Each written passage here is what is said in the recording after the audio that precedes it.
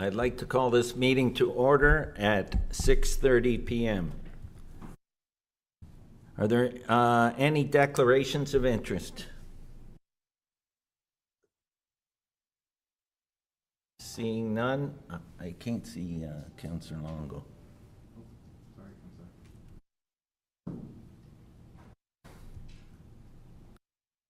Are there any declarations of interest? I see none. Adoption of the agenda.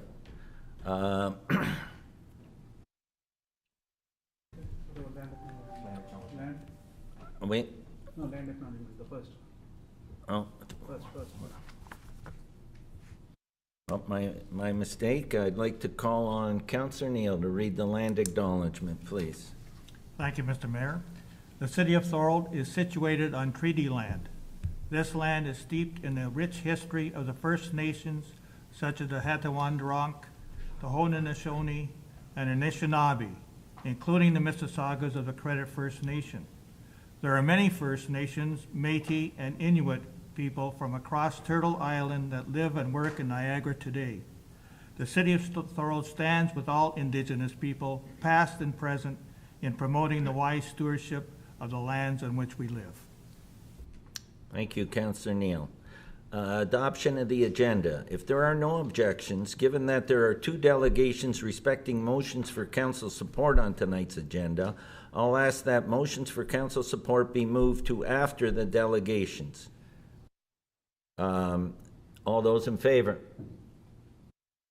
Opposed? That is carried. Are there any further amendments to the agenda? Seeing none, can I get a mover and seconder to adopt the agenda? I have a mover, Councillor Decker, and a seconder, Councillor Wilson. All those in favor? Opposed? That is carried.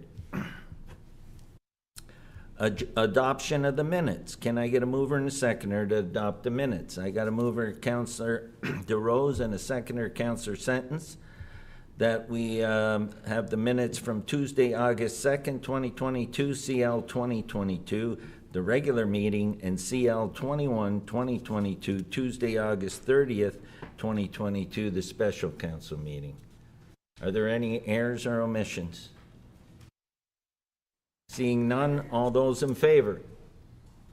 Opposed? That is carried. Mayor's report. Regarding the passing of Her Majesty Queen Elizabeth II, our heartfelt condolences, thoughts, and prayers are with the royal family during this difficult time. Her Majesty Queen Elizabeth II's 70 years of service were a comforting presence in our lives and will live on and not be forgotten. The City of Thorold will be dimming our lights purple at City Hall until Queen is laid to rest. As well, the flag will remain at half-mast until that time. A book of condolences has been set up in the lobby at City Hall and will be available for signing from Monday to Friday from 8:30 a.m. to 4:30 p.m.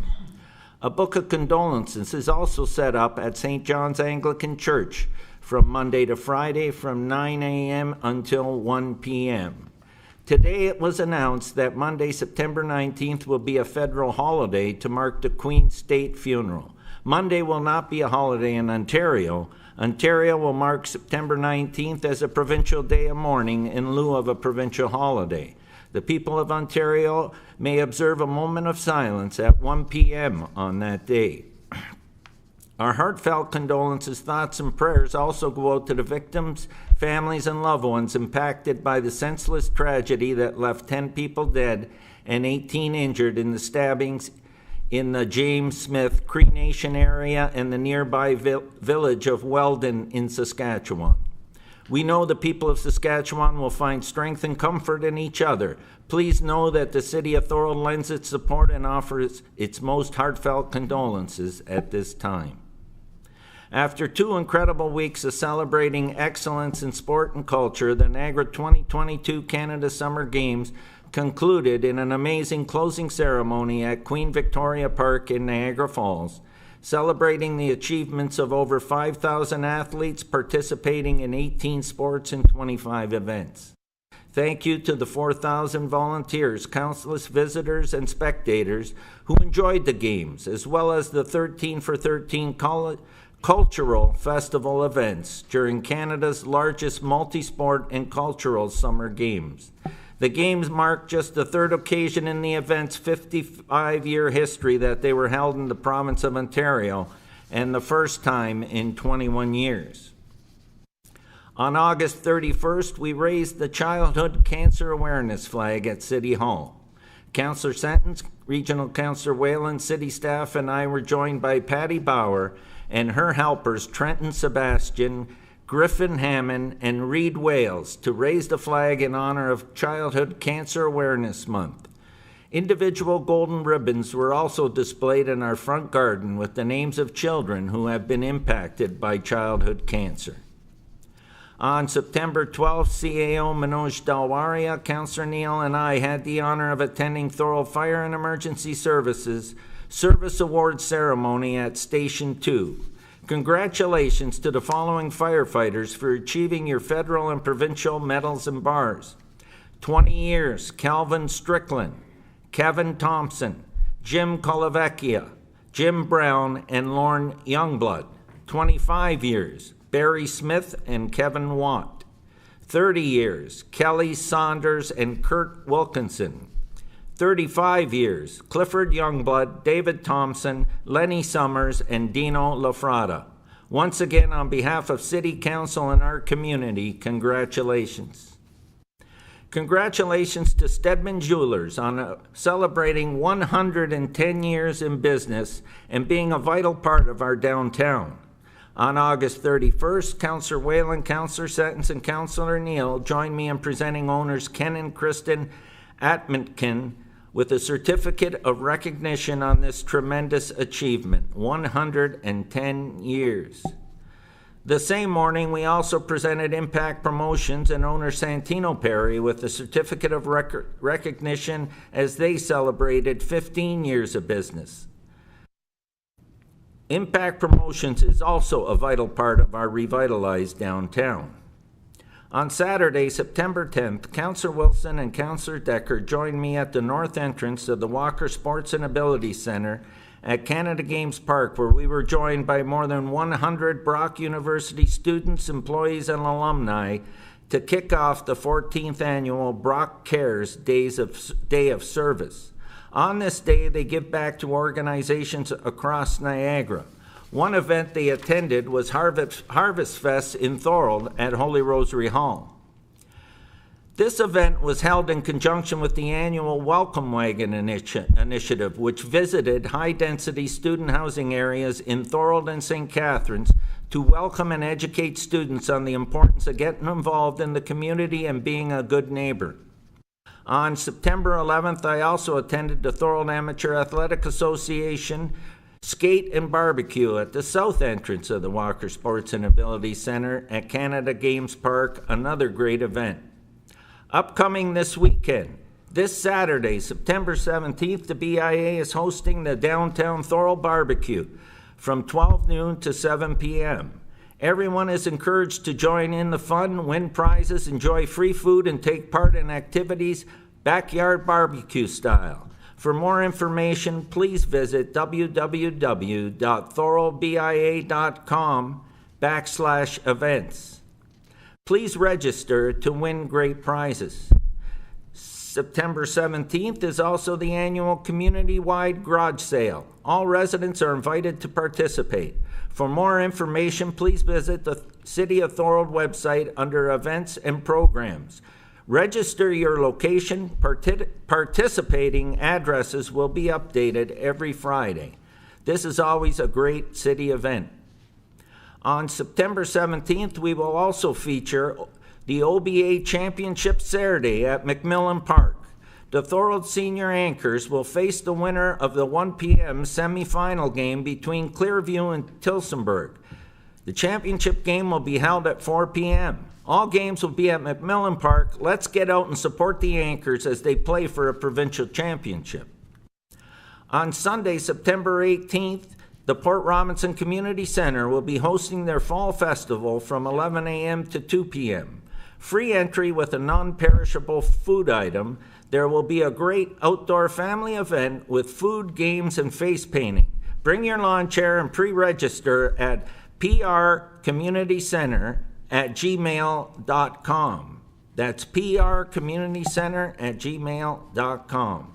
As you can see, it'll be a busy weekend in Thorold this weekend. And that's the end of my mayor's remarks.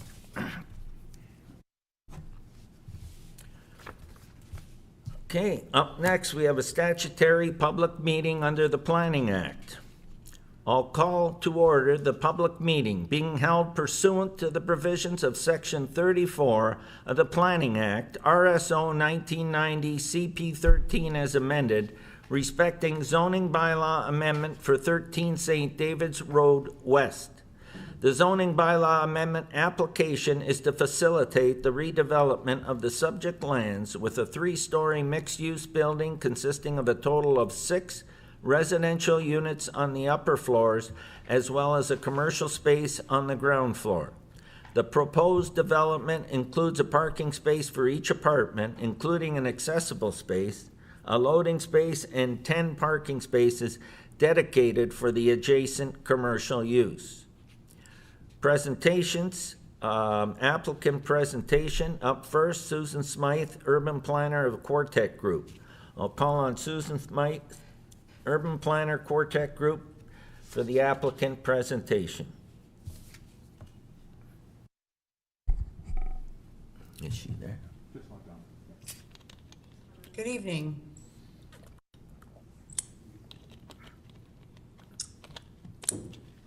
Can you all hear me? Yep, go ahead, Susan. Okay, great, thank you. So I'm going to just ask if the planning department can provide the slides.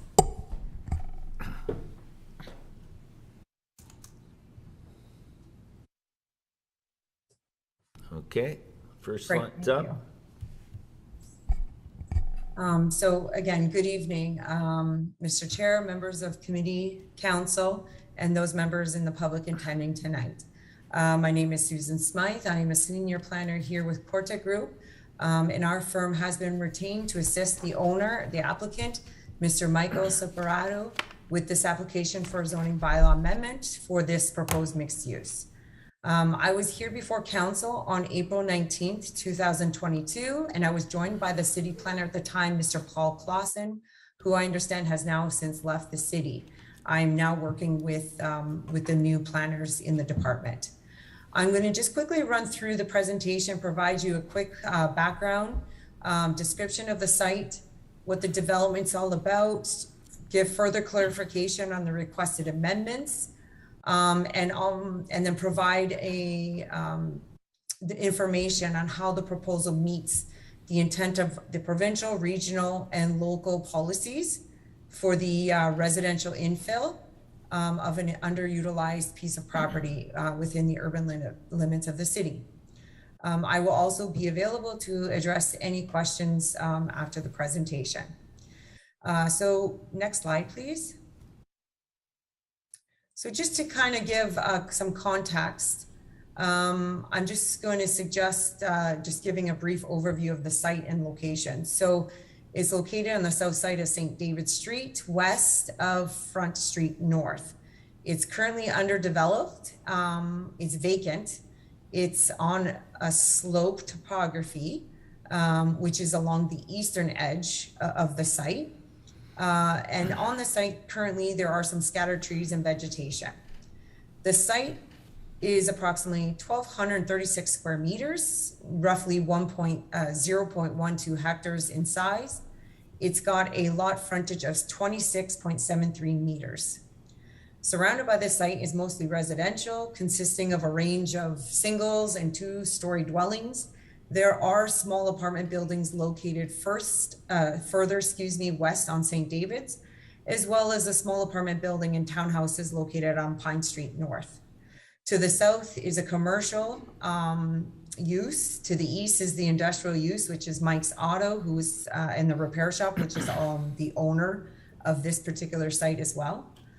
To the north is the Kiefer Mansion, the Maplehurst, which we understand is a designated site in the city.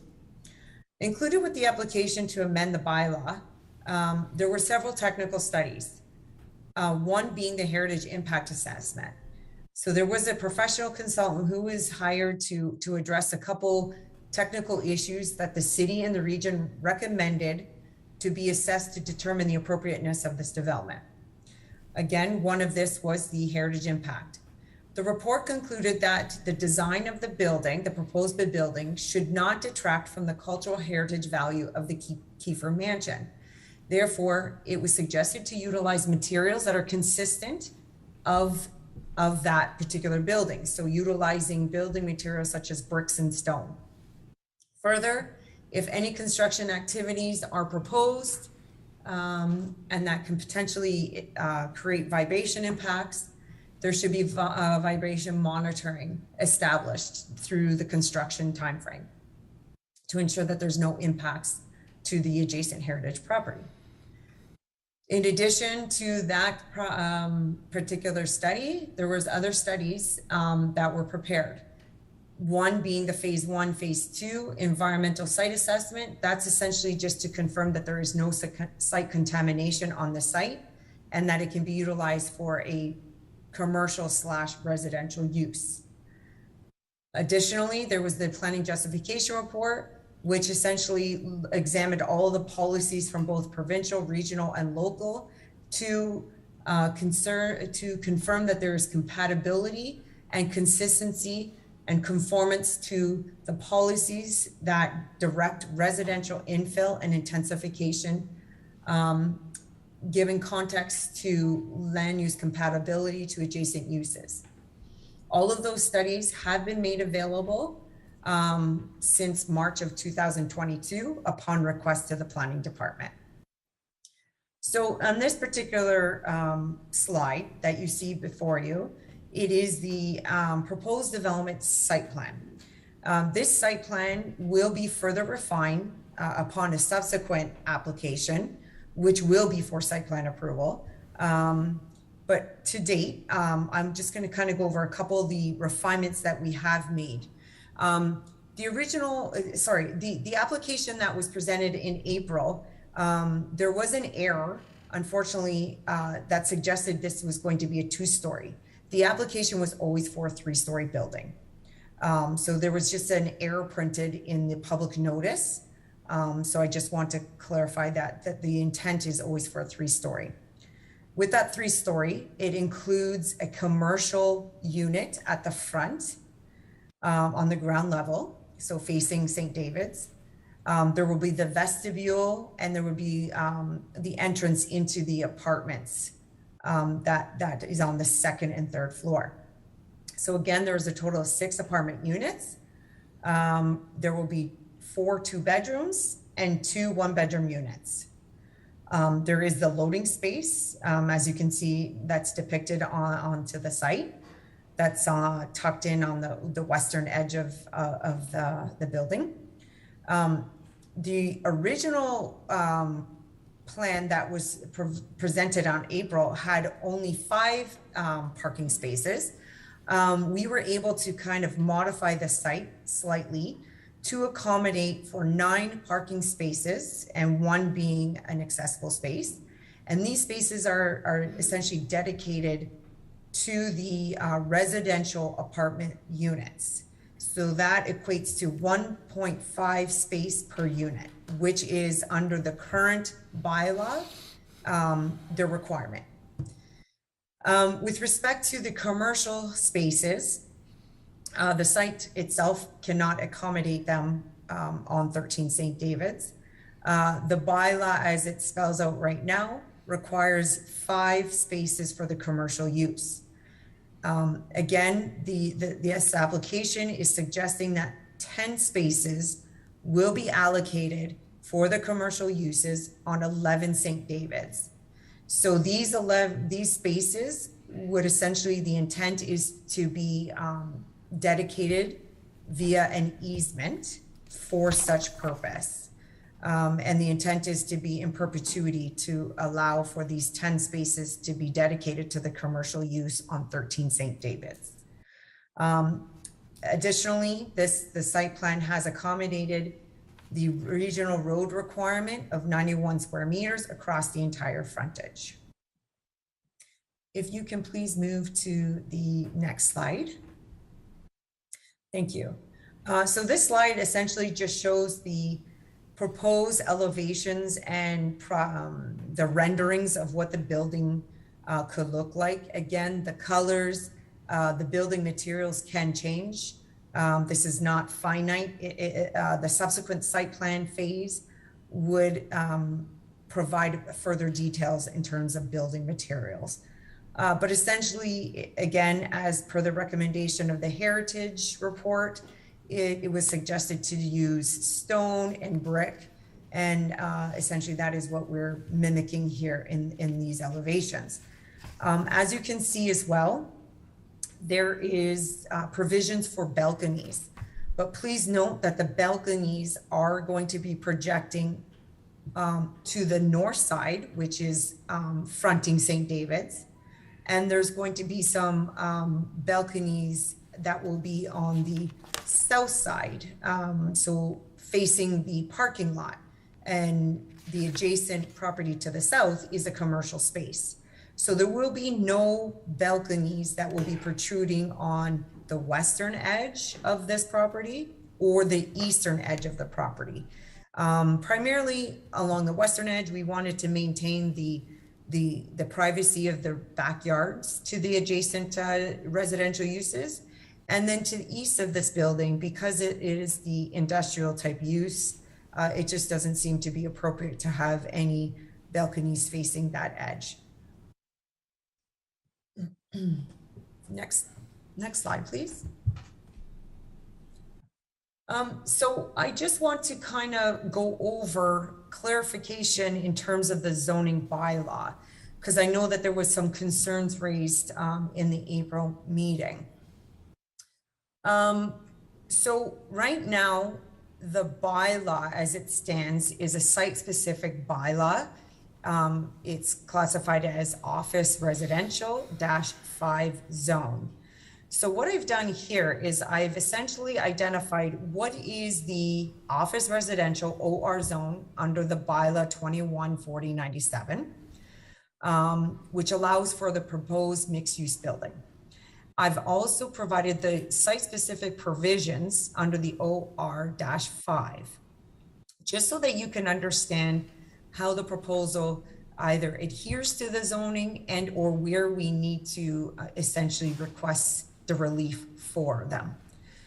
So I'm just going to go over this one first, and then I'm going to kind of address what we think the appropriate change to the bylaw should be, now knowing that there is the new bylaw in place under bylaw 60-2019.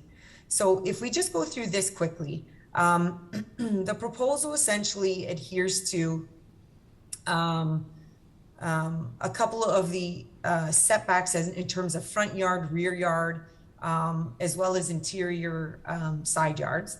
In terms of building height, so I just want to kind of reiterate, the bylaw allows for 2.5 stories. So that's approximately a 9.5 meter high building, so about 31 feet. So what the request is to increase the building height by 0.5 stories, so 1.5 meters, so an additional 5 feet. So we're requesting the building height to be approximately 11 meters in height. So that's one of the requests for the building height.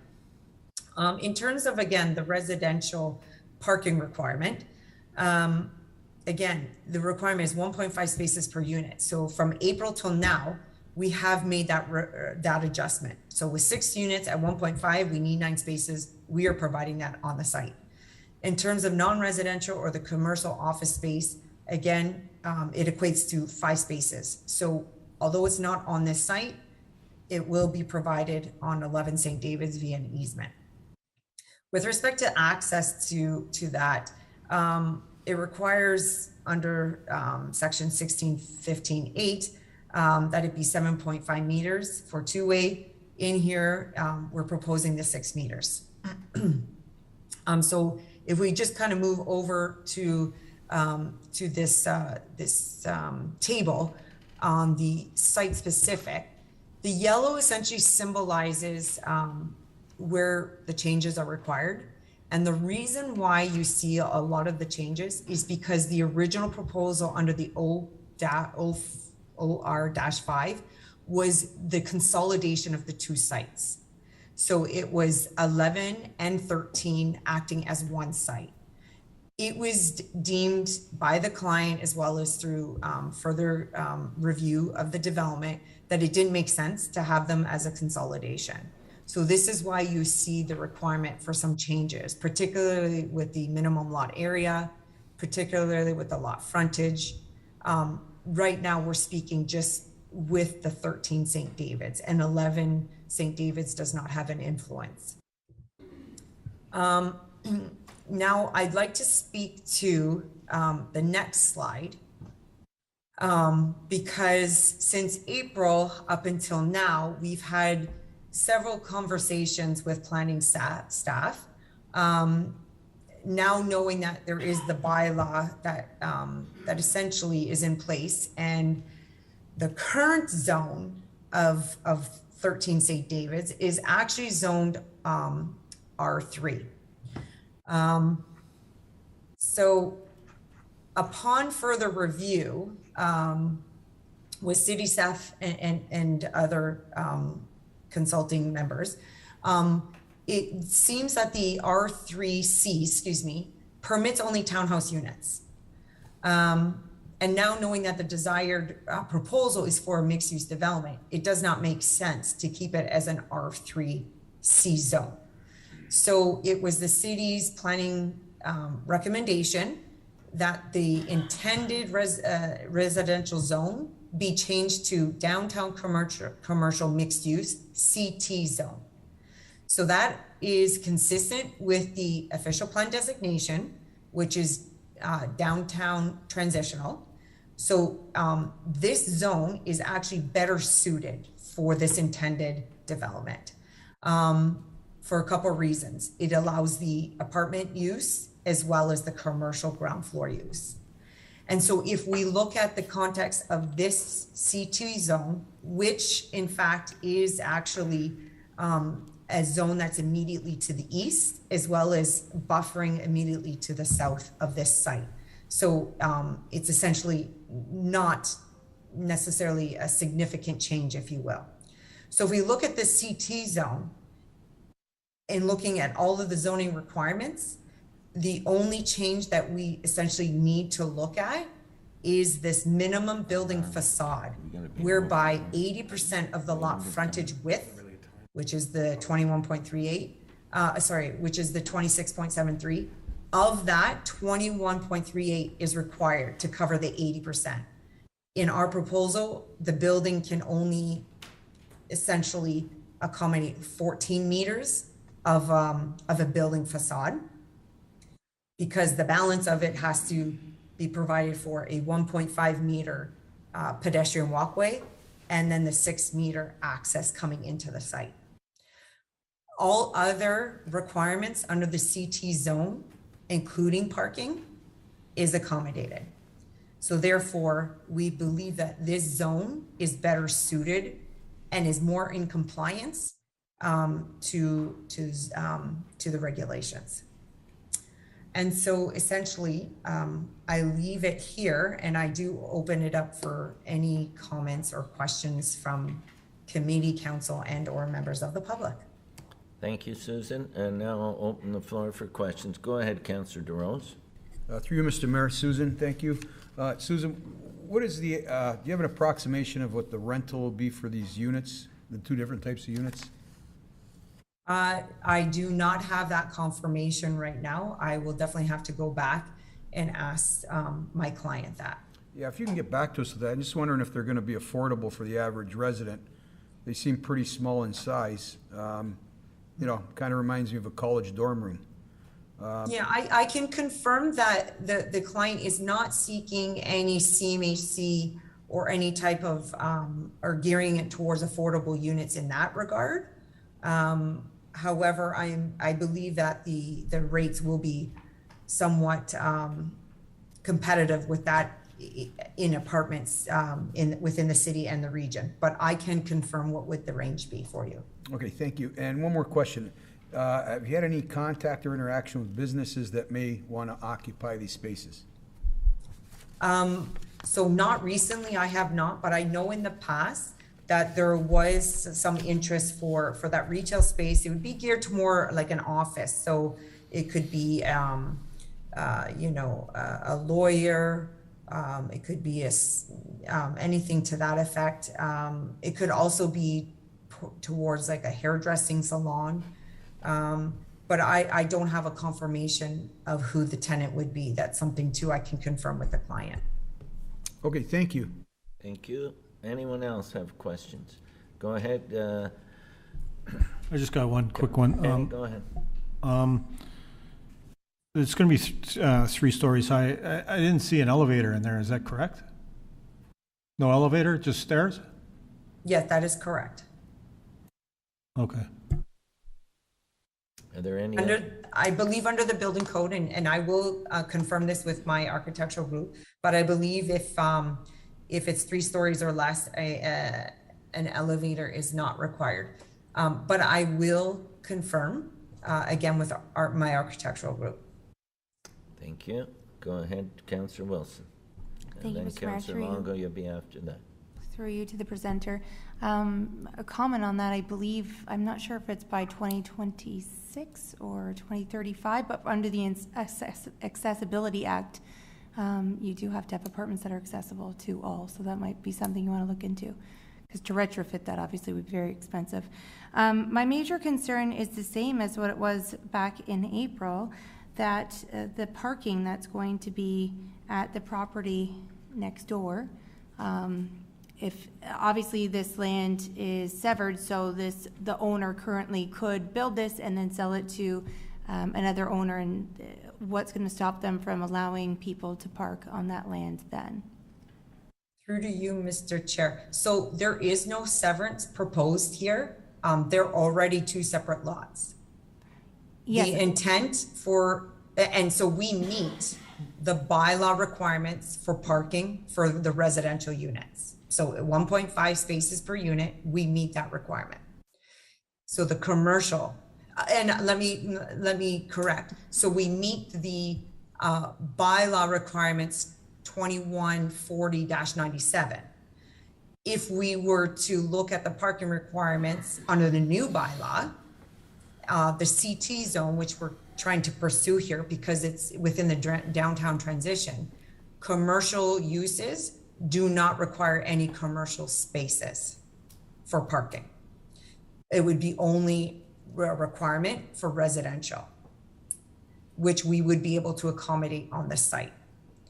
So in terms of commercial spaces dedicated to this use, the intent is to allow for the spaces on 11 St. David's. And again, it would be via an easement, and that would be tied to the title in perpetuity. There would be signage likely posted to suggest that that is the parking dedicated to the commercial uses for 13 St. David's. Okay, thank you for that. My other concern is the looking for accommodations for the frontage, and I'm sorry, I don't have access to it anymore because I have no internet. But there was some, I know, Mr. Mayor, it's very strange, but there was, I'm not sure what the proper word is, but you were looking for us to allow to have less frontage, and I believe it was space at the side and the smaller driveway, and I didn't see any of that changed in this proposal. Sure. So through you, Mr. Chair. Yeah, so just again for clarity, the lot frontage is existing. So it's 26.73 meters wide for 13 St. David's. The reason for the request is because, again, the original application for OR-5 was the thought that there were going to be one large consolidated lot.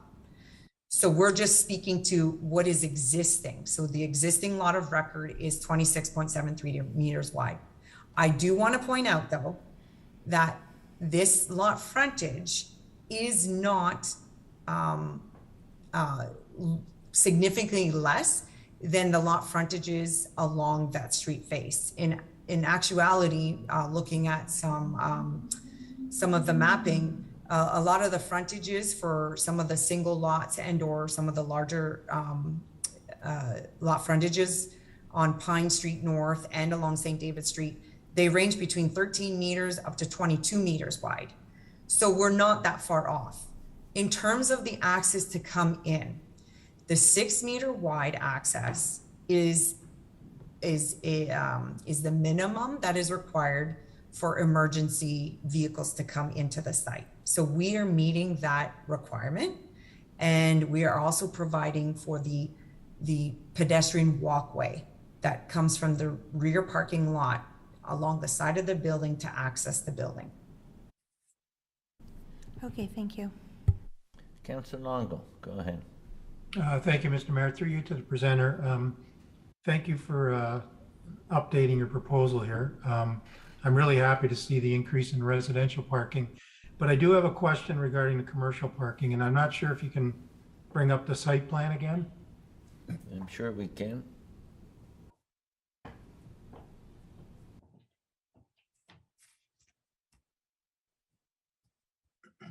The site plan I have in the recommendation is different than the one you showed us, so that's why I want to refer to yours.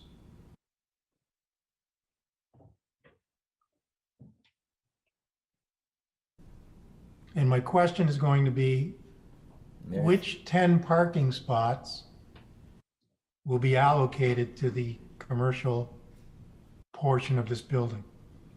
Yes, so through you, Mr. Chair. So the spaces that are going to be allocated to this use is what you see identified as 9 to 18. Okay, and how would people access the building from there? Yes, so it will be through the site plan design. The intent, because there is a slope, obviously, the intent is to have a pedestrian walkway stairs leading from probably around space number 9 to come up. And then there is the walkway that will lead, again, we'll have to design it accordingly, to the front face or to wrap around and go through a rear access point. The other option, well, another alternative is again, providing a sidewalk. Again, it's slightly up a slope from space 18, and then they can access the sidewalk to the front face of 13 St. David's. Okay, thanks for that. So I'll just make, well, I'll ask a question. Has any consideration been made for accessibility from those parking spots? Yes, so through to you, Mr. Chair. So what would happen is through the site plan phase, there will have to be some sort of ramping. Particularly, I'm thinking it's going to be closer to the sidewalk side, where there'll have to be some sort of ramp that comes. And again, I'm going to leave this with my civil engineering and architectural group to help me facilitate that. But there will definitely have to be some sort of accommodation for accessibility. Yes. Thanks for that. And one final question. There was talk about the responsibility of widening St. David's Street West. What would the developer's responsibility be? Sure. So through you, Mr. Chair. So essentially what it is, it's going to be a reference plan that's essentially going to show that 91 square meters that's going to run east-west along the entire frontage. So that reference plan will be deposited and it will be free and clear to the region. So if and whenever they decide to widen, they will have what they need from this site to accommodate that widening. Okay, thanks for that clarification. So the work won't be done until a larger scale project takes place? No, not necessarily. So essentially the region has the permission to request their standard right-of-way to make that street a certain right-of-way width.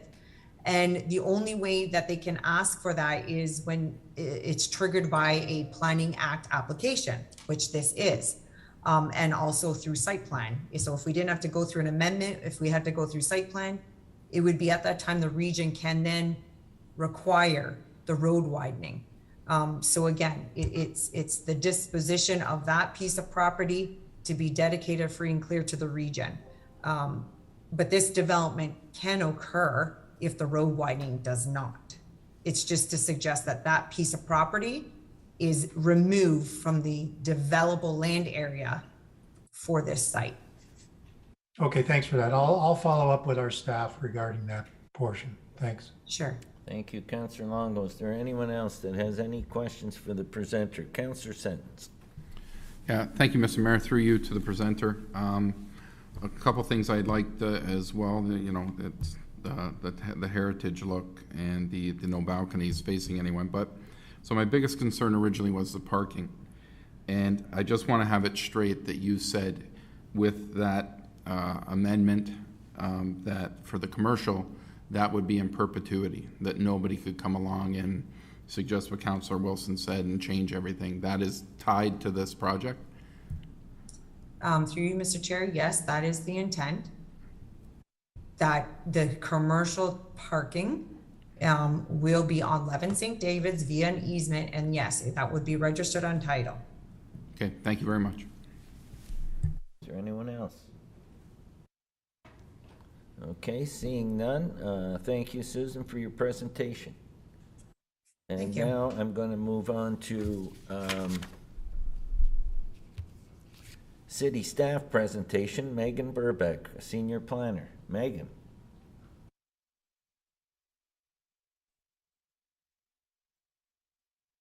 Good afternoon. Matthew, would you be able to share the slideshow? So through the chair, I'd just like to do a brief overview. Susan did a very thorough one right now. And we do have someone from the public, Eric, who I believe is the neighbor to this property here tonight. So just kind of to recap everything that has been talked about. Tonight there is a public meeting for the 13 St. David Street West. And this application was already previously in front of council on April 9th, as all of you have already indicated. So the main reason that we're going over it tonight is because of the error in the notice of hearing, where it was initially wrote that there was 2 stories being proposed when in fact there are 3 stories. So Matthew, if you go to the next slide.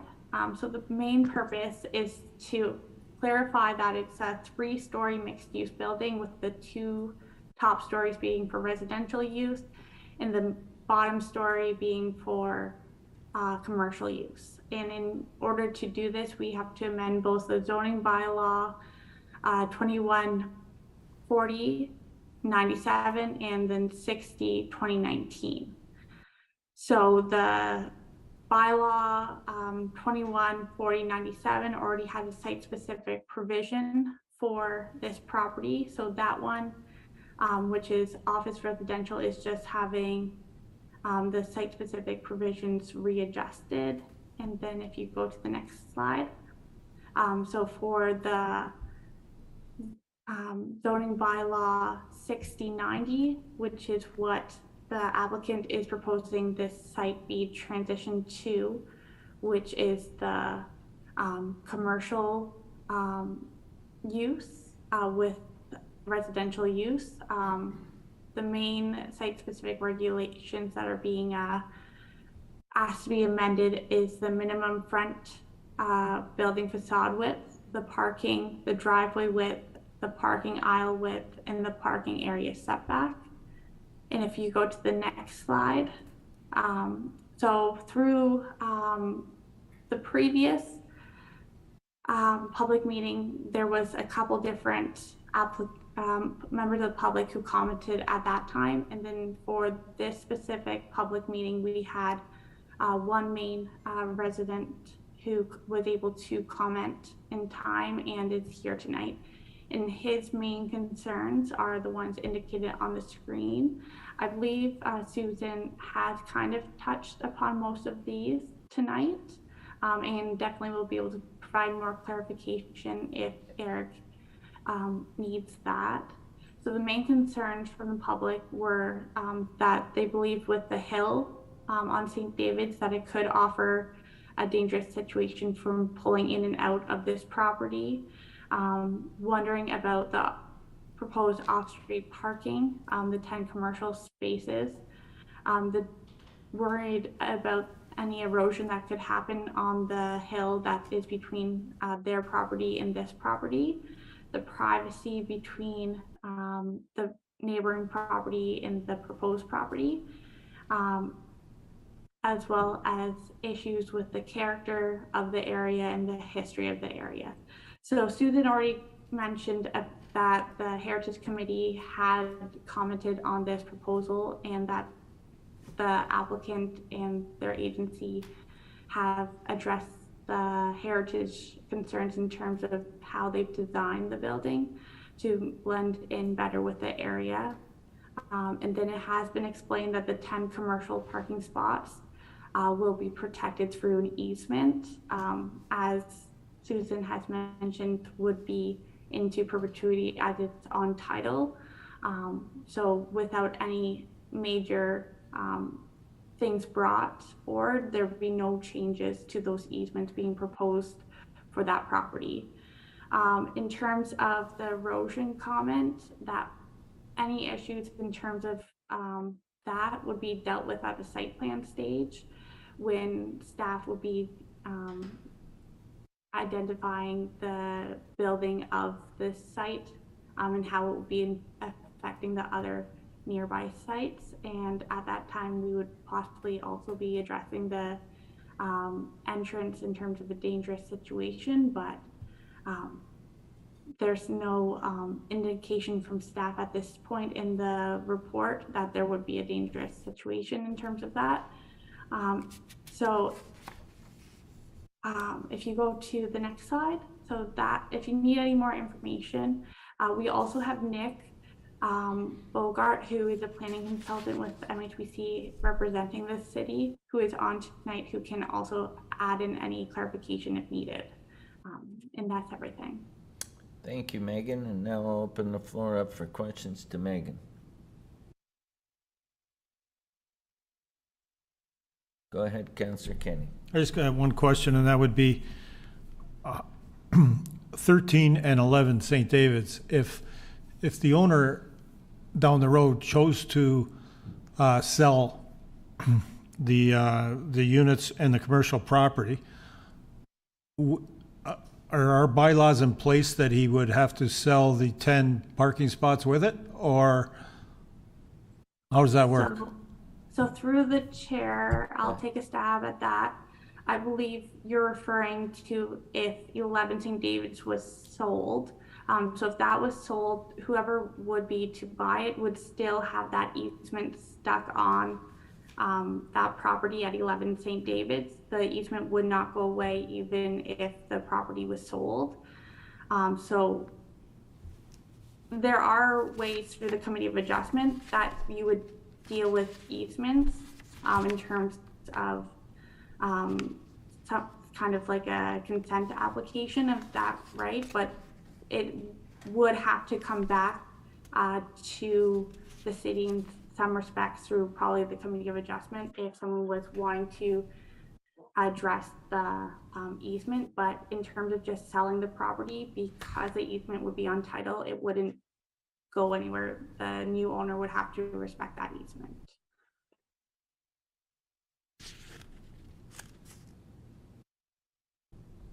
That answer your question, Councillor? Yes. Anyone else for questions? Councillor Longo, go ahead. Thank you, Mr. Mayor, through you to planning. So now they've increased the residential parking, and that conforms to our zoning. Go ahead, Megan. Nick, do you want to address that? Thank you, Megan, and Councillor as well. Yes, so with the changes they've made to the plan now, it conforms to the required number of parking in the zoning bylaw. Okay, so my next question will be, great that they have the parking, but unfortunately took away green space. Is there any requirement from an environmental standpoint for green space in a development like this? Megan or Nick? Nick, do you want to? Sure, no problem. Thank you, through you, Mr. Chair. So with this zone, there's no specific requirement for green space, but what we would do is through the site plan application review, look for opportunities on the site where we can incorporate some green space. Of course, keeping in mind the parking that's been added as well to provide that. So we try to look for opportunities where we can incorporate some green space or some more public open spaces there as well. Okay, so is this considered a residential area? And again, I just want to stick to the green space. So a residential area requires no green space for this zoning.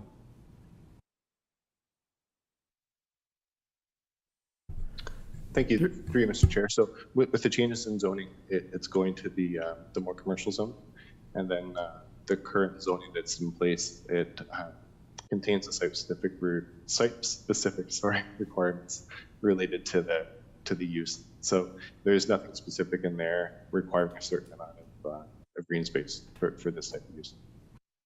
Okay, thank you. You're welcome. Thank you. Is there anyone else? I have Councillor Neal. Thank you very much, Mr. Mayor. Looking west to the couple of houses that are on the west side of your property, and you've increased the height of your property, is it going to impact on that, at least the one house to the west, which is a big, great home to the west? Maybe a question or an answer on that. Go ahead, Megan or Nick.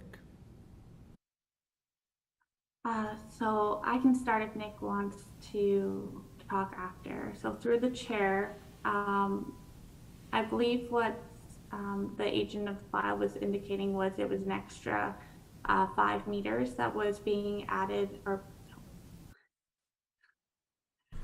through the mayor, if I could jump in. I'd like to recommend that maybe Susan is the most appropriate person to address that question. Okay. So can you hear me? Sorry. Susan's gonna answer. You can hear me? Yeah. Okay. So through to you, Mr. Chair. So in terms of the height, under the CT zone, the building height is actually 6 stories or 20 meters of height. Under the OR zone, it's 2.5 stories. So we're requesting to get up to 3 stories. So in fact, it's a request for an additional 5 feet or such. Because right now it's the OR zone allows for 7.5 meters, or is it 9.5 meters, excuse me, and we're requesting to 11 meters. So that's the difference in the building height. In terms of, I think the concern was the impact to adjacent property, particularly that at 15 St. David's. Again, as I indicated, to respect the privacy, the way that the windows will be positioned, the way that the balconies are positioned is such that there will be no projection or protrusion into that property. And not to mention, there will be some provisions for some landscaping, but that will be dealt with through the subsequent site plan phase. So thank you. Thank you. Second question, Mr. Mayor, is accessibility, and it was mentioned earlier by a couple of councilors, is I hope that in this project that the accessibility, the ramp that you're talking about is put in there and it is designed to... Through the chair, I think council's muted. Okay. My green light is on.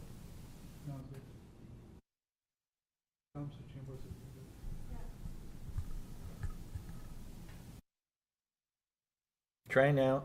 Go ahead. Okay. Can you hear me now? Can you hear him, Megan? Yes, she Yeah, can. okay. Thank you. As far as accessibility is concerned and the ramp that you're talking about, I want to make sure that it is done by appropriate legal terminology and done by what the province has asked us to do. So I hope that comes to pass.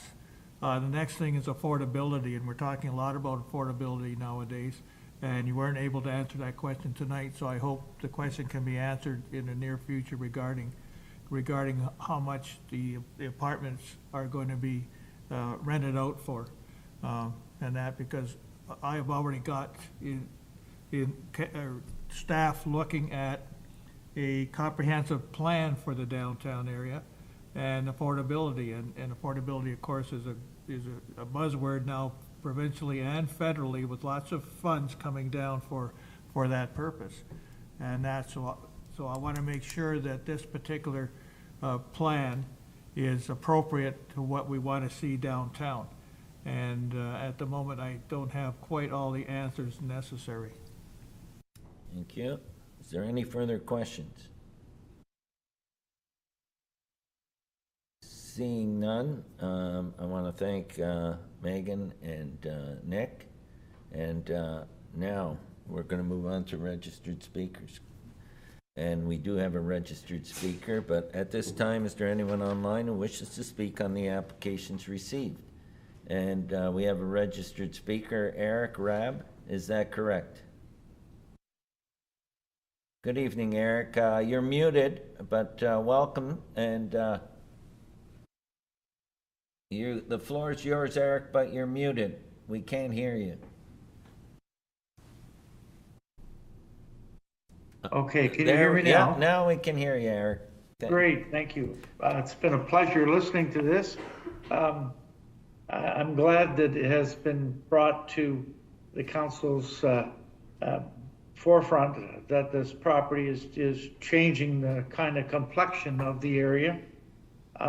As the owner of 15 St. David Street, that's immediately west of the property that's in contention, there was some serious concerns that I had of the distance of elevation, the elevation difference between the 13th St. David's and 15th St. David's. I don't know exactly what it is. I haven't measured it, but it's not 3 or 4 feet. It's more like 8 feet. So as we look on the property, if we're standing on 15 St. David Street, looking east, you won't see the east view of that whole building. You'll see half of it, the part that's sticking up over our property. That's one of the biggest concerns. The other one, of course, is the entrance of the driveway onto St. David Street. It's a pretty active street, and getting out is sometimes somewhat hazardous. It's not the widest of driveways on the application for 13 St. David. And I don't know if trucks will be coming in. They have a loading dock. It seems to me that requires trucks. Hopefully they can maneuver in and out with other ongoing traffic trying to enter and leave the driveway. There was one other concern that wasn't brought up in my letter to the city, and it was the concern with refuge. What do they do? Where are they going to store garbage? I guess they store it there now. They must have containers in the back. But now, instead of a commercial operation, which consists of, maybe cans, processed things that they use in their automotive business, it's now going to be garbage, household garbage, maybe furniture, throwing furniture out. And what if they get students? So we know that what students do, they throw all their stuff out at the end of the semester. At any rate, those are the questions I had. Hopefully it's been addressed properly. I was somewhat also concerned with such a change in the adjustments of the property size, the lot size, the parking spaces, all the adjustments they had to make to this bylaw to get it passed. Didn't think any councils were that lenient anywhere. So anyway, hopefully my my letter to the town, to the city of Thorold, will have some impact. I don't want to stop progress, but I believe that it's a change of the neighborhood. The houses on that street are stately older homes, and now we're going to have an apartment building, and right across from the Kiefer, the Maplehurst. It's a landmark as far as I'm concerned. It's a beautiful building. Terrible to put an apartment building across from it. But anyways, I guess that's progress. Thank you very much. Eric, I want to thank you for coming and speaking to council. And do we have any questions for Eric?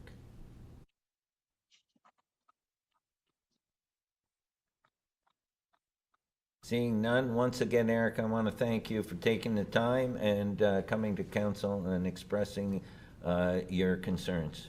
I appreciate it. Thank you. At this time, is there anyone else online who wishes to speak on the applications received?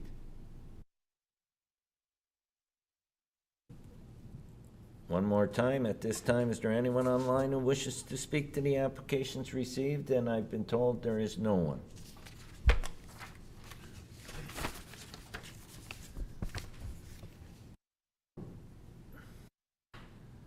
Okay, where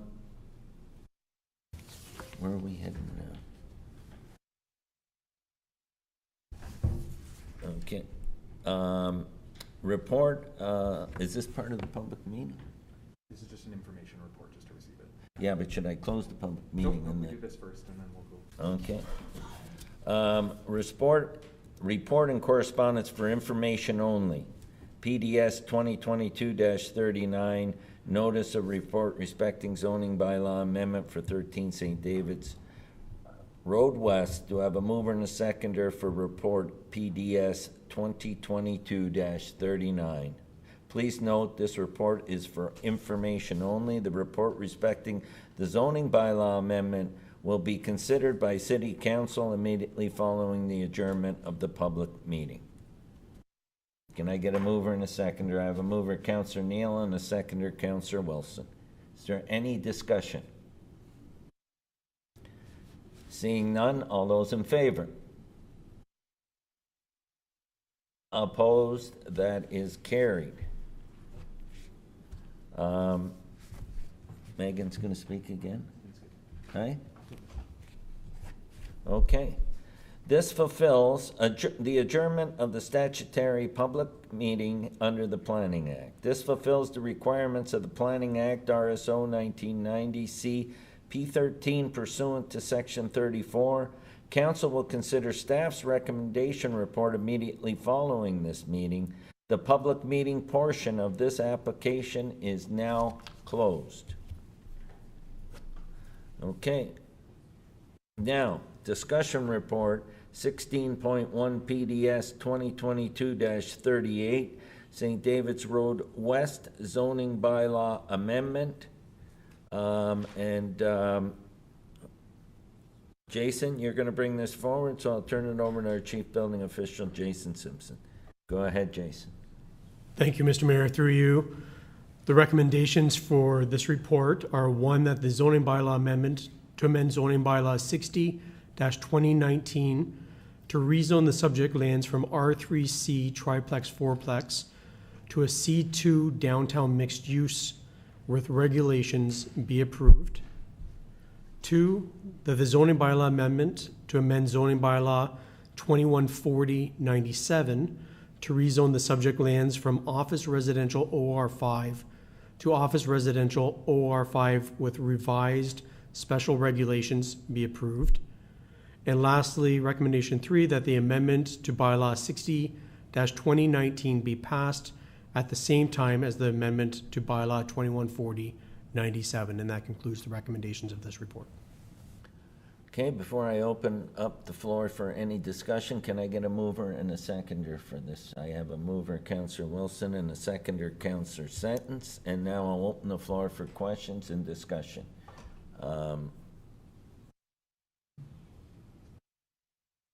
Go ahead, Councillor Wilson. Thank you, Mr. Mayor. I just have a comment. I I have not felt good about this project from April, and I see they have made changes. Now it's a 3-story building. I can't imagine being neighbor to this. I also don't think it fits in very well on St. David's Road with those beautiful century homes and Kiefer Mansion across the street. If it was further down Front Street, or maybe, right on the corner of Front and St. David's, I might think differently of it. It looks like problems. It doesn't look accessible to me. I'm sure they'll probably find ways to do that, but I think that we sent them back and asked them to asked for less, approvals from this council. And they did make some changes, but I don't see it. I don't think it fits in the area. I think the building is too large for that lot, and if they made it smaller, maybe they would have, I don't know, maybe it would work better, but I just can't support this. I just don't think it's right. I think they need to go back to the drawing board and then come back with something that fits in that area and makes sense for that lot size. I just do not feel comfortable with it. And if I lived next door, I'd be really upset with the council that would pass that. Thank you. Anyone else? Go ahead, Councillor DeRose. Through you, Mr. Mayor, I agree with what Councillor Wilson said. It's out of character for the neighborhood, and especially since probably Thorold's most historic building is right in front of it. The accessibility is a huge concern. I think every councillor touched on that. And I think they need to come back with something a little off-center with their planning. I won't be supporting it also at this point. Thank you. Thank you. Anyone else? Go ahead, Councillor Neal. I think they need to come back. There's certain things that I mentioned, accessibility being one, and I didn't see anything on the drawings that related to it. The same thing with the west side with the property that the gentleman was talking about earlier. There's no diagram to show me where the windows are. They may not be balconies, but windows are compared to that property. I don't have a good feeling like the rest of them so far have regarding it. Not that I don't want to have it there, but again, when I brought forward way back in January that we look at a comprehensive plan for the downtown area, that's right where it should be. And whether we want to have that as part of the downtown area. And Councillor DeRose mentioned it earlier about affordability. I didn't see anything, and she didn't have an answer for that. There's a few questions that I don't have answers for, and I don't want to stop the project, but I think it needs to come back again in order for me to feel comfortable in passing this. So at this particular moment, I will not agree to what we're looking at here. Jason wanted to make a comment before I go to Councillor Kenny. Thank you, Mr. Mayor. Through you, I just wanted to remind council that what's before them today is a report proposing a change to the zoning, not the development itself. All the details of the development would still have to be reviewed by staff through the site plan process, which is not commenced yet. So things such as accessibility, landscaping, all those details would be reviewed through that other process. What's before council today is simply the change to the zoning. Okay. Go ahead, Councillor Kenny. Well, hearing that, I guess some people might want to speak again. I was going to support. I was going to support it anyway. It's 6 units, housing units that we need in Thorold. They met pretty well. They met the criteria, everything we asked for. So I'm going to support it simply because we need the 6 units built, and they're small, and I don't know if it's probably going to be students because there's no elevator in there. I can't see older people walking up to 2nd and 3rd floor. But anyway, I'll support it on what Jason just said, and maybe we can work with the developer and nail down this accessibility issue. Thanks. Thank you. Is there anyone else that I know you want to speak again, but I want to see if anyone hasn't spoken that wants to speak? I can't see for the, that's, okay, Councillor Longo, go ahead. Thank you, Mr. Mayor. I guess my first question will be to Mr. Simpson. I was struggling with the proposed site plan. In the information provided to us, we have an attachment D, and it shows a site plan that looks nothing like the site plan we saw tonight from the proponent. Can you confirm what the site plan will look like? Go ahead, Jason. Thank you, through you, Mr. Mayor. Those details would be addressed through the site plan approval application. However, if we still have Nick Boger on the call here, maybe we can bring him back up. He may be able to identify whether or not we've seen that new proposal that was presented before council today by the applicant. It's possible that it may have just been an error of the wrong site plan put into the report, but I'll let Nick comment on that. Nick, go ahead. Thank you, Mr. Chair. The site plan that we have in the report was the most current one we had when we put the report together. The changes that were shown tonight, we didn't have that copy of the site plan files. But just quickly comparing the one that was presented with what's in our report, the building length has been adjusted slightly, and then the main change is the addition of the parking spaces towards the back property line. So whereas the plan that we have in the report shows 5 spaces, they've got 8 along there. So, sorry, 6 spaces, and now they've got perfect accessible. Yeah, thanks for that explanation. Sure.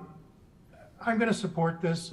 Like Councillor Kenny says, we already sent them back once, and they've come back with rectifying a lot of our concerns. They've answered a lot of questions regarding parking. Sure, nobody wants it next door to them, but it fits all the criteria in terms of provincial plan, regional plan, city's official plan. And we talk about needing different types of housing for different people. This could potentially be housing for 6 seniors who want to get out of a bigger home. So we've got to put it somewhere, and I think this fits. Is it perfect? No. Could the driveway be a little wider? Yes, but as long as it fits site plan, and the fire chief says the driveway is wide enough, and the accessibility people look at how people are going to get up and down stairs or ramps. As long as we can make all that work, then hopefully we have 6 new housing units here in the city. So I will support it. Thank you, Councillor Longo. Councillor Sentence. Thank you, Mr. Mayor. Yeah, I echo the last 2 sentiments. We asked about parking. They addressed the parking. The downtown location, we asked for heritage. They're going to try and put the heritage in. The parking in perpetuity was big. No balconies facing. So again, when we ask someone to come and work with us, and they do, and we still have the site plan to go, and we can address those other issues then, I think that we're obligated, or that we should be working with people, and that's what we've been asked to do, and I will support this as well. Thank you. Go ahead, Nella. Sorry, Councillor Decker. Thank you, Mr. Mayor. I agree with Councillor Kenny's sentiments as well, and I believe that Mike is such a reputable person here in our community, and I think that he has done what we've asked him to do. So I'm going to support this as well. Thank you. Thank you, Councillor Decker. Anyone else? Councillor Wilson, did you want to speak again or no? Okay. So I just want to make it clear what Jason stated. Jason, what you're saying is we're approving the zoning change tonight. We're not approving site plan, correct? And we can work on those things like accessibility and those issues that were raised tonight. Am I correct with that? Yes, Mr. Mayor, that is correct. Okay, so I want everybody to be clear with that, okay? Okay, any further discussion? Did I get a mover and a seconder? I had, I think, Councillor Wilson, and who else? Sentence. Okay. All those in favor? Opposed? That is carried. Did you get that?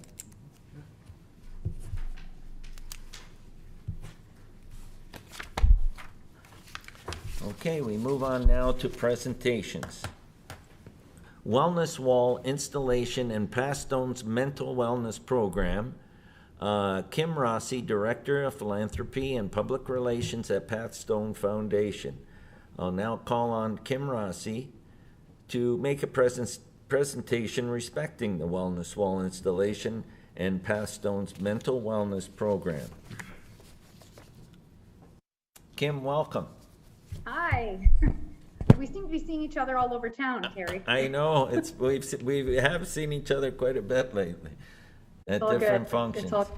I appreciate the time tonight, and I won't take too much of it. I just wanted to catch everybody up on what's going on with Pathstone. I know you probably see us in the news and with our great announcements about donations as of late, but there's a lot more going on from the conceptual project of Pathstone, the branding and awareness that we're doing, the education, and how we're reaching out to every corner of the community. So I've taken some information and kind of put it together in a brand new presentation. You're the first to hear about it, and I'll start if that's great with everybody. And if you have any questions, happy to answer them at the end if that works.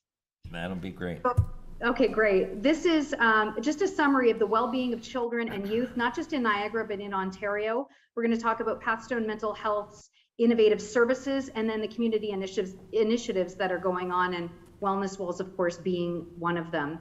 Okay, I can do the next slide, please, or Matthew, can I run them from here? Oh, I can, maybe. I don't know, I'm not sure.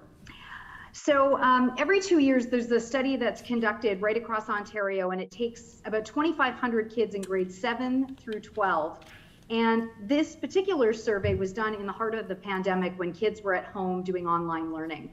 And so I wanted to just give you a snapshot of some of the things that were covered. This is not all of them, but pertaining to mental health and wellness, I grabbed a few that I thought were quite impactful and quite disappointing in some respects as well.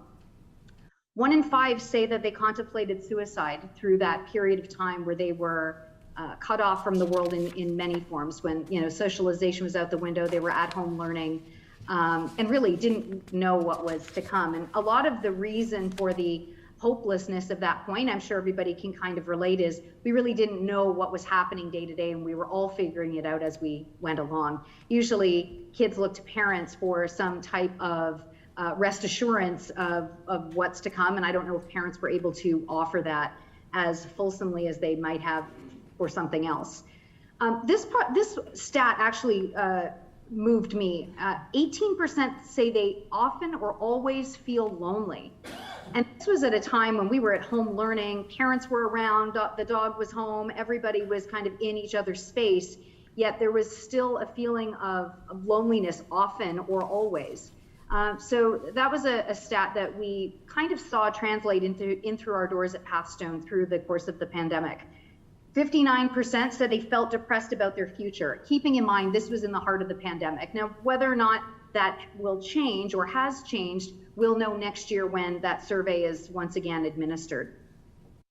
And 39% said they rarely or never talk to a parent about their problems or feelings. And this is why Pathstone is just so vital to the community, and why the awareness part of what we do needs to be everywhere. So as much as we talk about needing donations and to support the work we're doing, really, council members, as part of our community, you become the ambassadors for Pathstone and can convey our message. I hear from a lot of you often about people that are struggling, that you're in touch with, that need some resources, and we're happy to extend them and give you the information to ensure you're able to point them in the right direction. But you having the information is very powerful as well. We can go to the next slide. So this is just Pathstone as a whole and what we've seen over the last 12 months. And this is no secret. This information is out there everywhere. Over 10,000 kids accessing our services. We do have a wait list that we're not being quiet about. In the past, it was, a bit of a black mark to have a wait list. And so we hid it. And that actually didn't do anything for us as an organization in being transparent and, open and honest with the community. We have kids waiting because the pandemic forced us to changed the way that capacity restrictions or the capacity worked. And as a result, we couldn't see kids in groups. We couldn't see parents in groups. We had to see them one-on-one. So of course, that backed us up. We also have a staffing issue, like probably you do, and just about every industry right across the board. And we'll talk about how we're tackling that as well. Important to highlight that the walking clinics across Niagara are really the frontline services for Pathstone now. Kids can show up on their own, they can show up with parents. Parents can show up on their own to talk about their kids that are 18 and under. We have 9 of them across Niagara, and of course you know that there is one in Thorold. Next slide, please.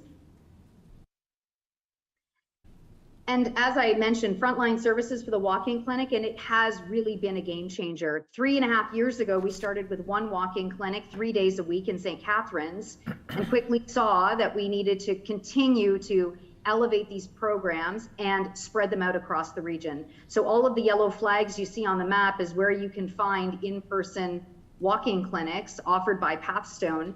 And happy to share with you that with our new site opening in Welland to more appropriately serve Niagara South in the new year, we will expand the walking clinic in Welland from 1 day a week currently, which is housed at John Howard, to River House on River Road, and it'll be offered 5 days a week.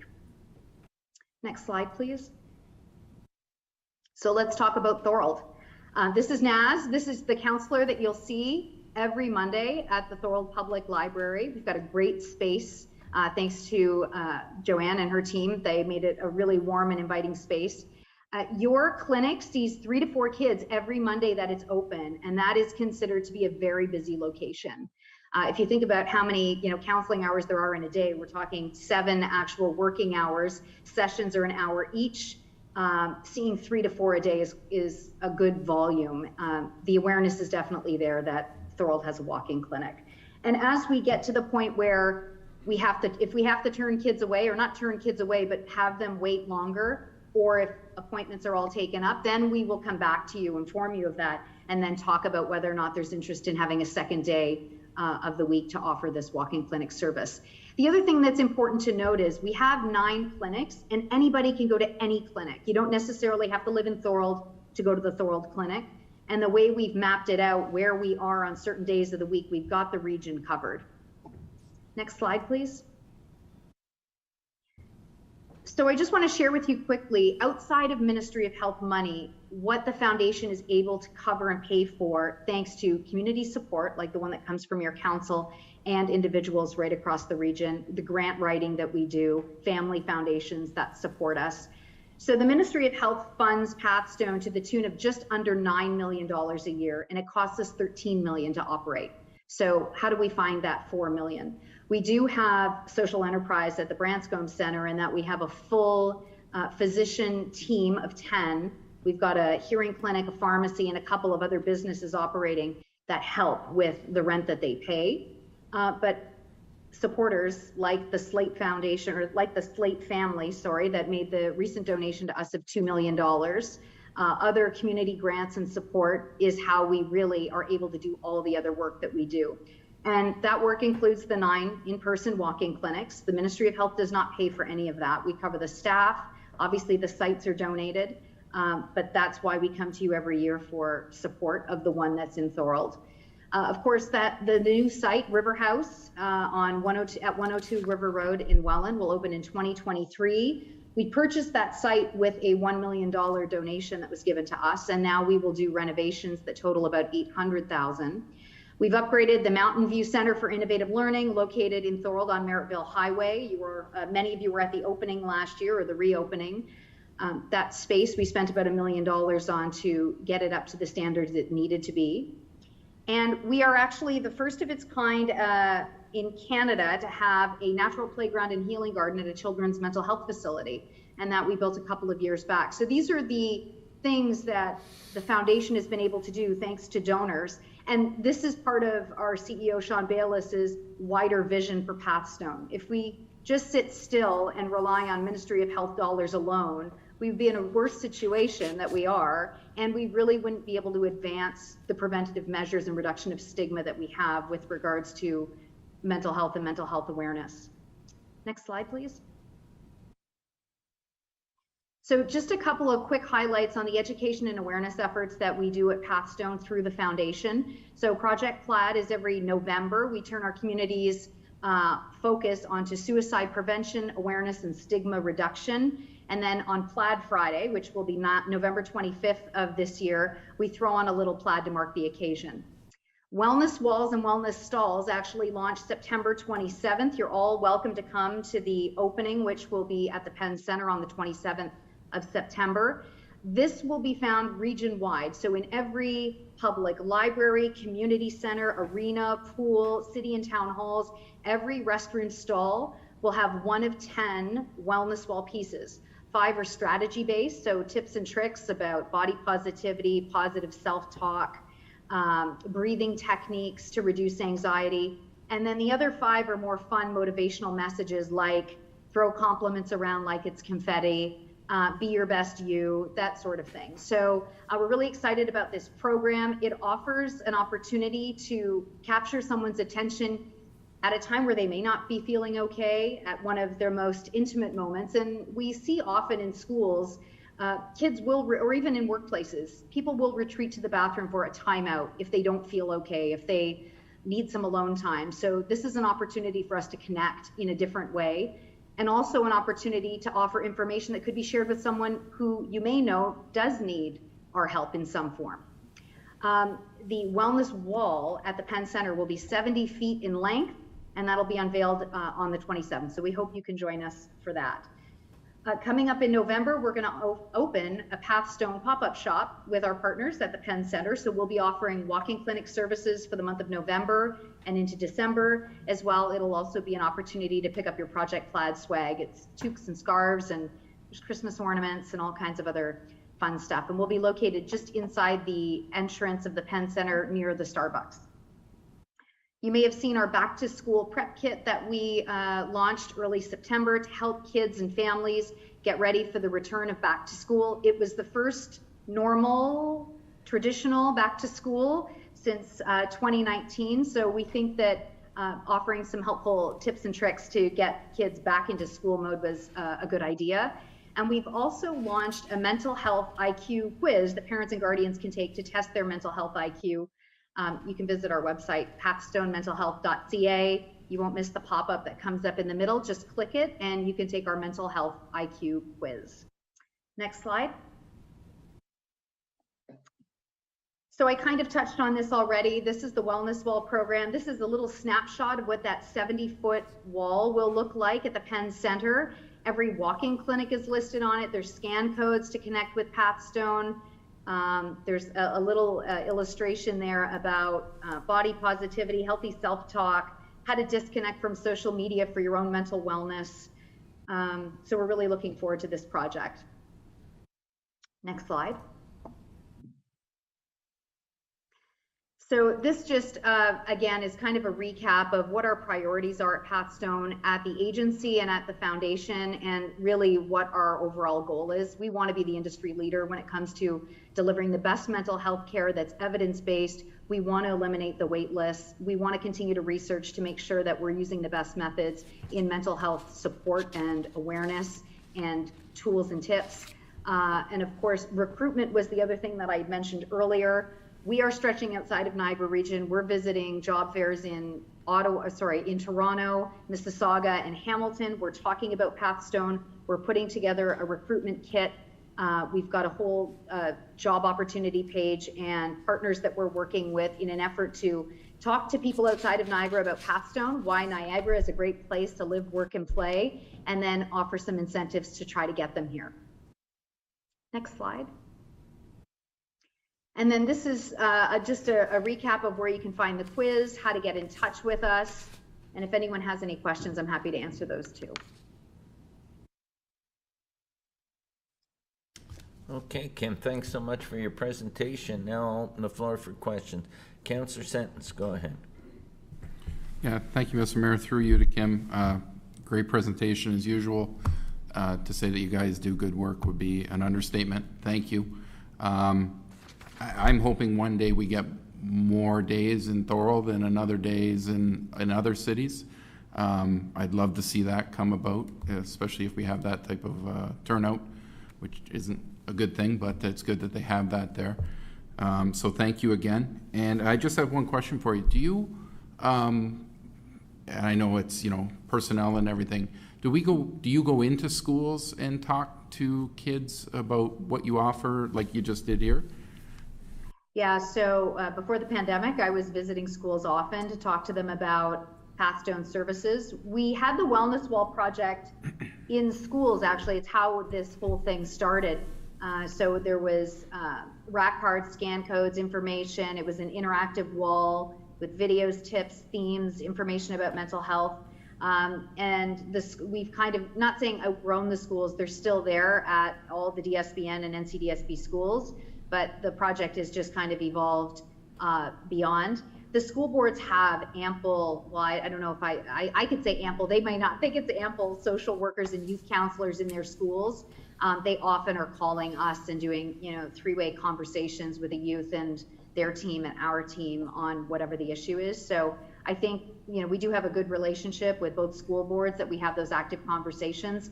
I think they've kind of veered away from a lot of the in-person presentations.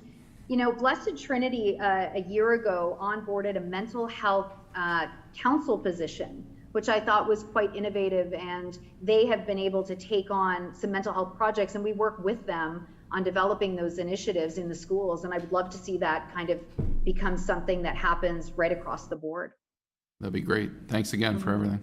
Councillor DeRose, go ahead. Through you, Mr. Mayor, great to see you again, Kim. Thanks for all the good you do for the communities in the region. I've seen it firsthand. Some of the students that come back to our school and have been with you, the change in their mental health is unbelievable. So keep up the great work. And I'm teaching health, so I see, to grade 7 and 8s, and I see it every day. It's become more prevalent and has, in my opinion, grown exponentially in the last few years after COVID started. So we try to teach them some mental health coping strategies, and it's so relevant right now that I'm glad you're on this, and I will continue to support you guys 100%. Anything I can do, and thanks for all your great work. We appreciate it. Just a question, Kim. How many students do you have enrolled at this time? And I'm speaking of elementary school students. Last year through the pandemic, like the 6 to 10-year-olds, that represented about 42% of our clientele, which was big, and anxiety was the biggest culprit. This year it's a lot less, but that's up to age 10. I mean, elementary school, we're talking about 13, almost years old. I'd say the majority is 13 and under, to be honest with you, and 18, like 15 to 18 is now about 23% of our clientele, if that helps. Sorry, I'm kind of ballparking some numbers. I just wanted to, I was just curious. Thank you. Yeah. It is very prevalent in grades 7 and 8 now, the 12 and 13-year-olds. But thank you, Kim, and as I always tell you, say hi to your mom for me. Thank you. I will. Okay, is there anyone else? Seeing none, Kim, thank you for that excellent presentation. And if we were first, we can say that it's an excellent presentation, and I'm sure the others will enjoy it as well. Thanks, and happy to share what I've already sent to Matthew. If you'd like to send it to council, that's great with us. Thank you. Thank you. Okay, up next, the next presentation is 10.2 Terry Fox Run, which is this Sunday, September 18th. And I'll call on Cindy Dixon for a presentation respecting the Terry Fox Run. Is Cindy there?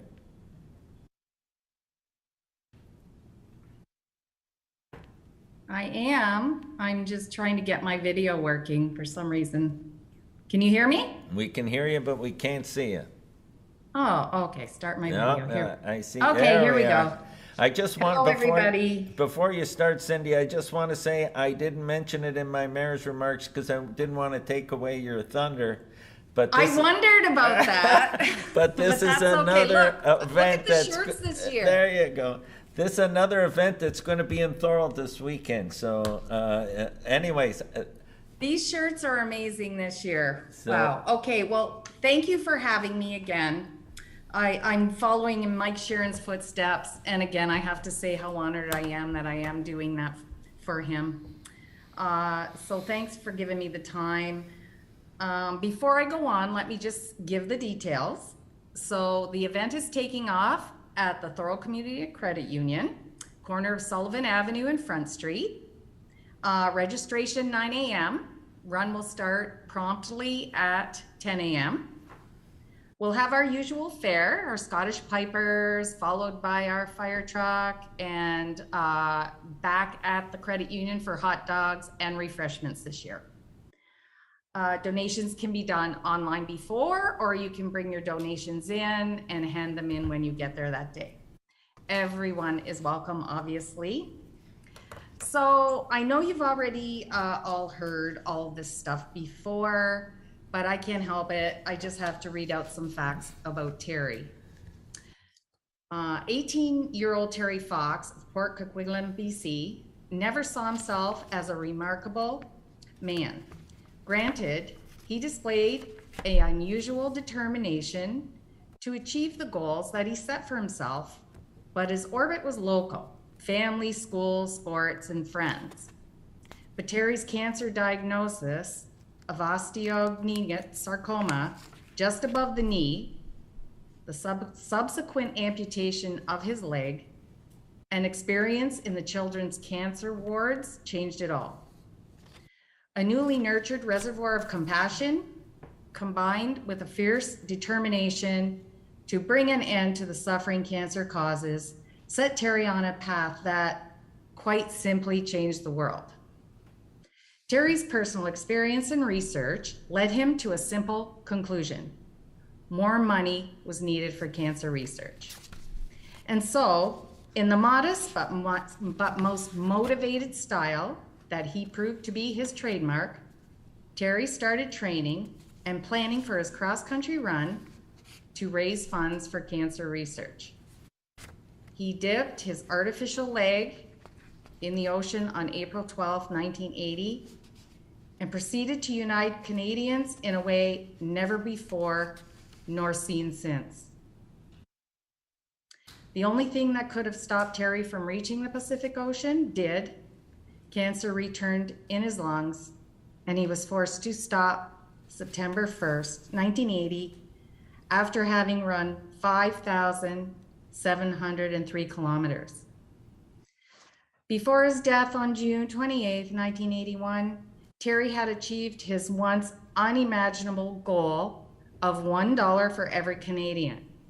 More importantly, he had set in motion the framework for an event, the Terry Fox Run, that would ignite cancer research in Canada, raising more than $850 million since 1980, and bring hope and health to millions of Canadians.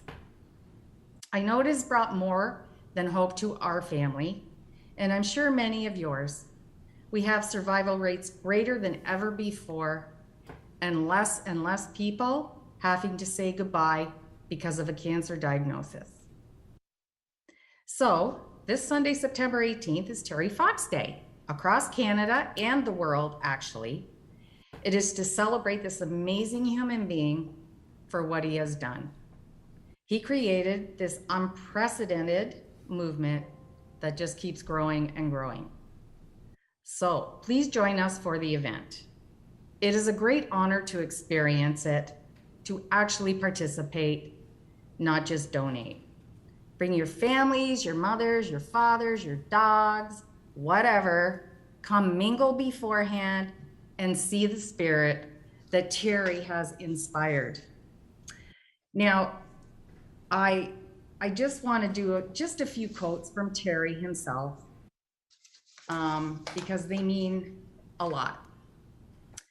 Quote number 1, I've said to people before, I'm going to do my very best to make it. I'm not going to give up, but I might not make it. If I don't, the marathon of hope better continue. Quote number 1.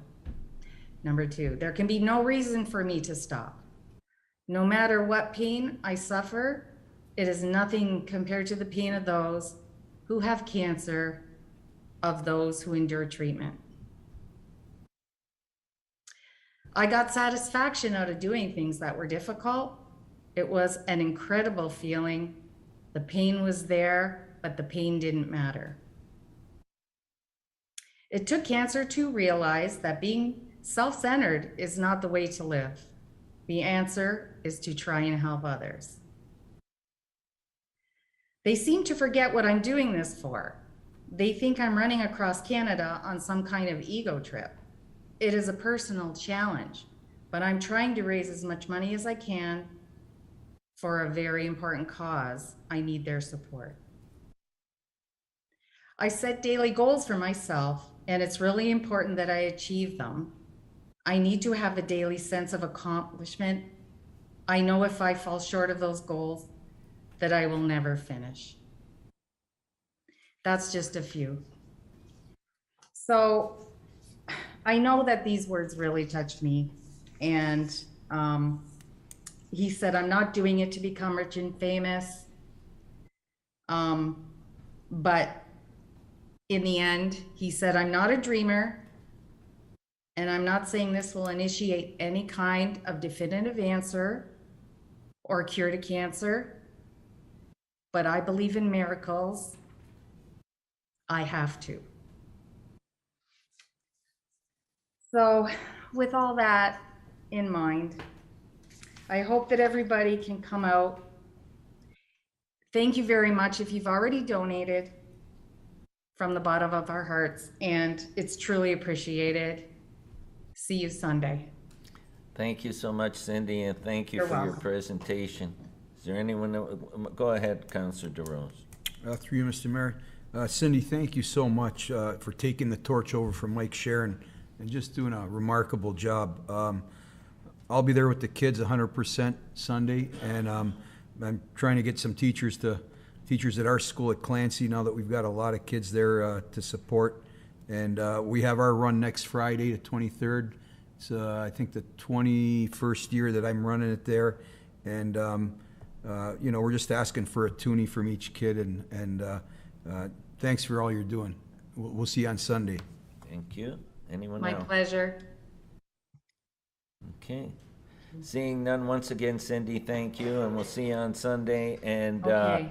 let's all remember they're meeting at 9 a.m. in the parking lot of Thorold Community Credit Union, and the run starts at 10 sharp, and then they'll be meeting back there after the run for refreshments and hot dogs.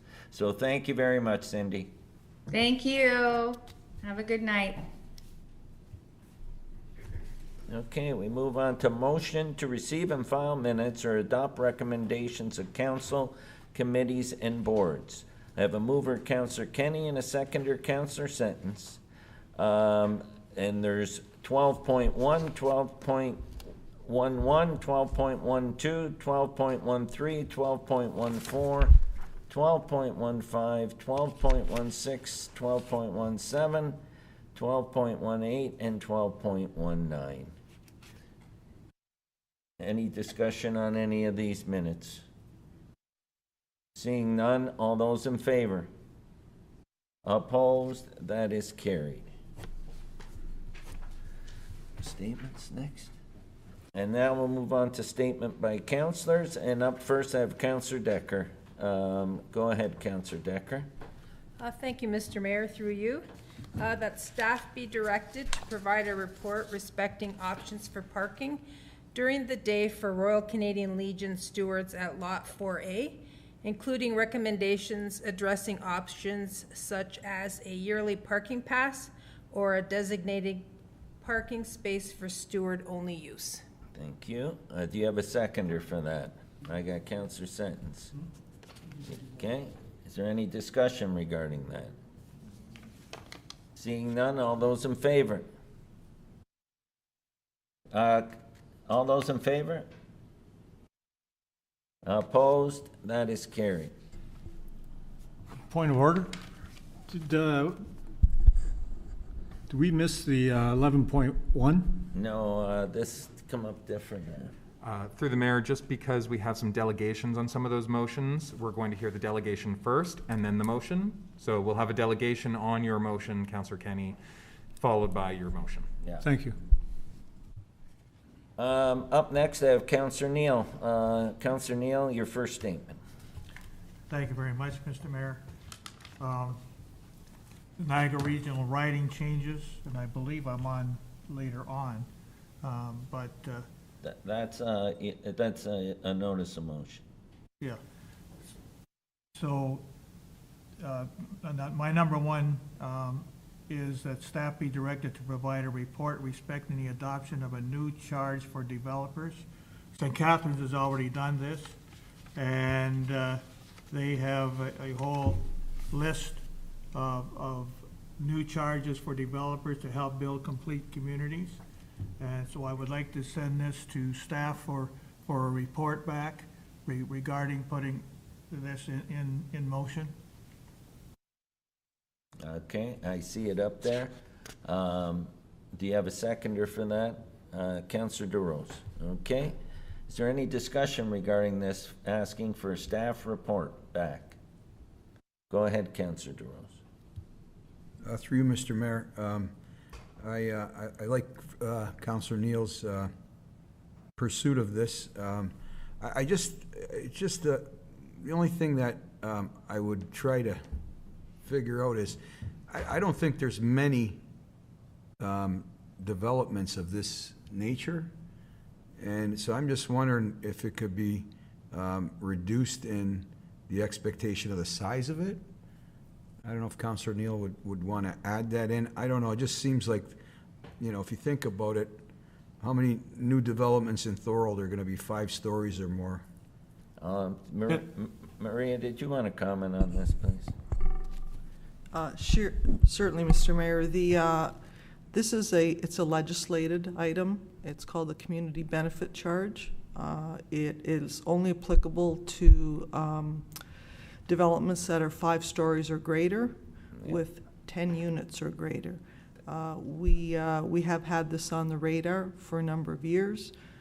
We have not brought it forward because of the fact that perhaps these types of developments we may be a few years away. Staff's plan is to include the study in the 2023 budget in anticipation of these types of buildings coming forward in the next few years.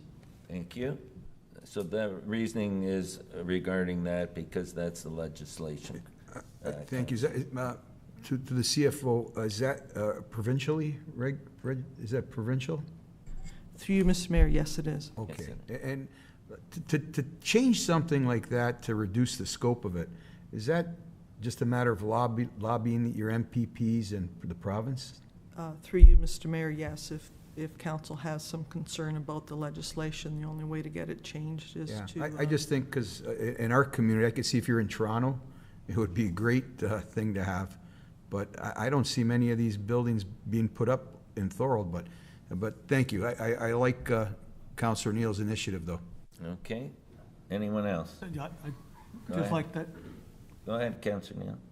Just like to answer that is that we have one on 60 Norman Street going to be put up. And the legislation from the province on the affordable housing side of things, according to Ford, is that he wants these types of buildings built in all the different neighborhoods in Thorold and elsewhere. So I think we need to have this in place. And I agree that maybe if we could change the legislation and drop it down a story or whatever, that would be great. But at the moment, this is a legislation, and I'd like to see it put in place. Thank you. Okay, so anyone else? Seeing none, all those in favor? Opposed? That is carried. And your second one is no motion, it's just a statement. Go ahead, Ken. The second one is, mentioned earlier, Mr. Mayor, is that we're having a garage sale, and you could approach City Hall regarding .ca setting up this part of the garage. Yeah. And number 3 is I brought forward and council passed 2 different information sessions regarding, first of all, the Thorold Arena, and it was mentioned earlier regarding affordable housing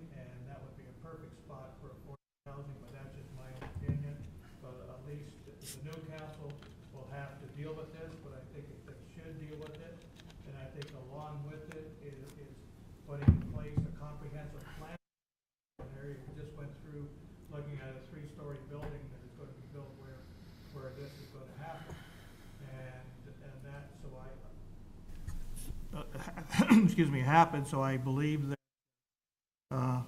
we need to bring this forward sometime in the near future. It should have been brought forward already. I mean, I'm a little bit upset because it hasn't been, but that's the nature of what we do as counselors.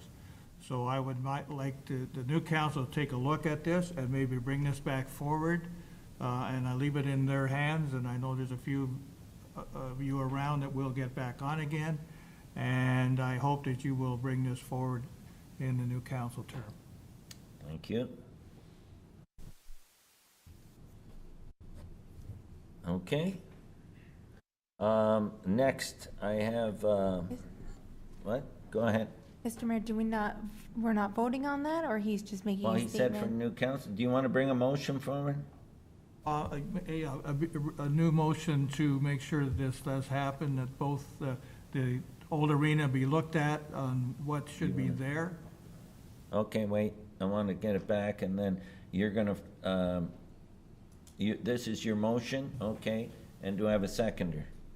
Councillor Wilson, okay? Any discussion? Go ahead, Sorry, Councillor. Mr. Mayor, just a point of order. Do we not have to waive the procedural bylaw so that we can vote on Asking this for motion? staff report here, right? So that's So not. that's okay? Okay. It's not, I just want to make sure it sticks, that's all. no, that's a good question. All those in favor? I can't see what the, all those in favor, again, please? Opposed? That is carried. Okay. Now I'll call on Councillor Hanley. I have first statement, no motion. Go ahead, Councillor. Just in regards to polling stations, I know that I find it surprising, actually upsetting that how we portrayed ourselves as the 8th fastest growing community in Canada, the 4th in Ontario, and we're not providing a polling station for the residents of Port Robinson, but yet we have a polling station at the 4 Point Stair, and only for what reason, I don't know. It's more or less geared towards Brock. And I find it upsetting that we couldn't have reached outside our neighborhood like we did the last election. We had a polling station at Brock University, and why didn't we reach out to the town of Pelham to see about granting some space at the Meridian Center so that the residents of Port Robbins wouldn't have to travel such a great distance, and the residents of St. John's just to vote in the next municipal election. So I just want to make note of that there is no polling station for anywhere in Port Robinson West, and I just feel that that's not right. So I just want to let that be known, that we're not addressing the needs of all our constituents. Thank you. Your second statement, no motion. Go ahead, Councillor Hanley.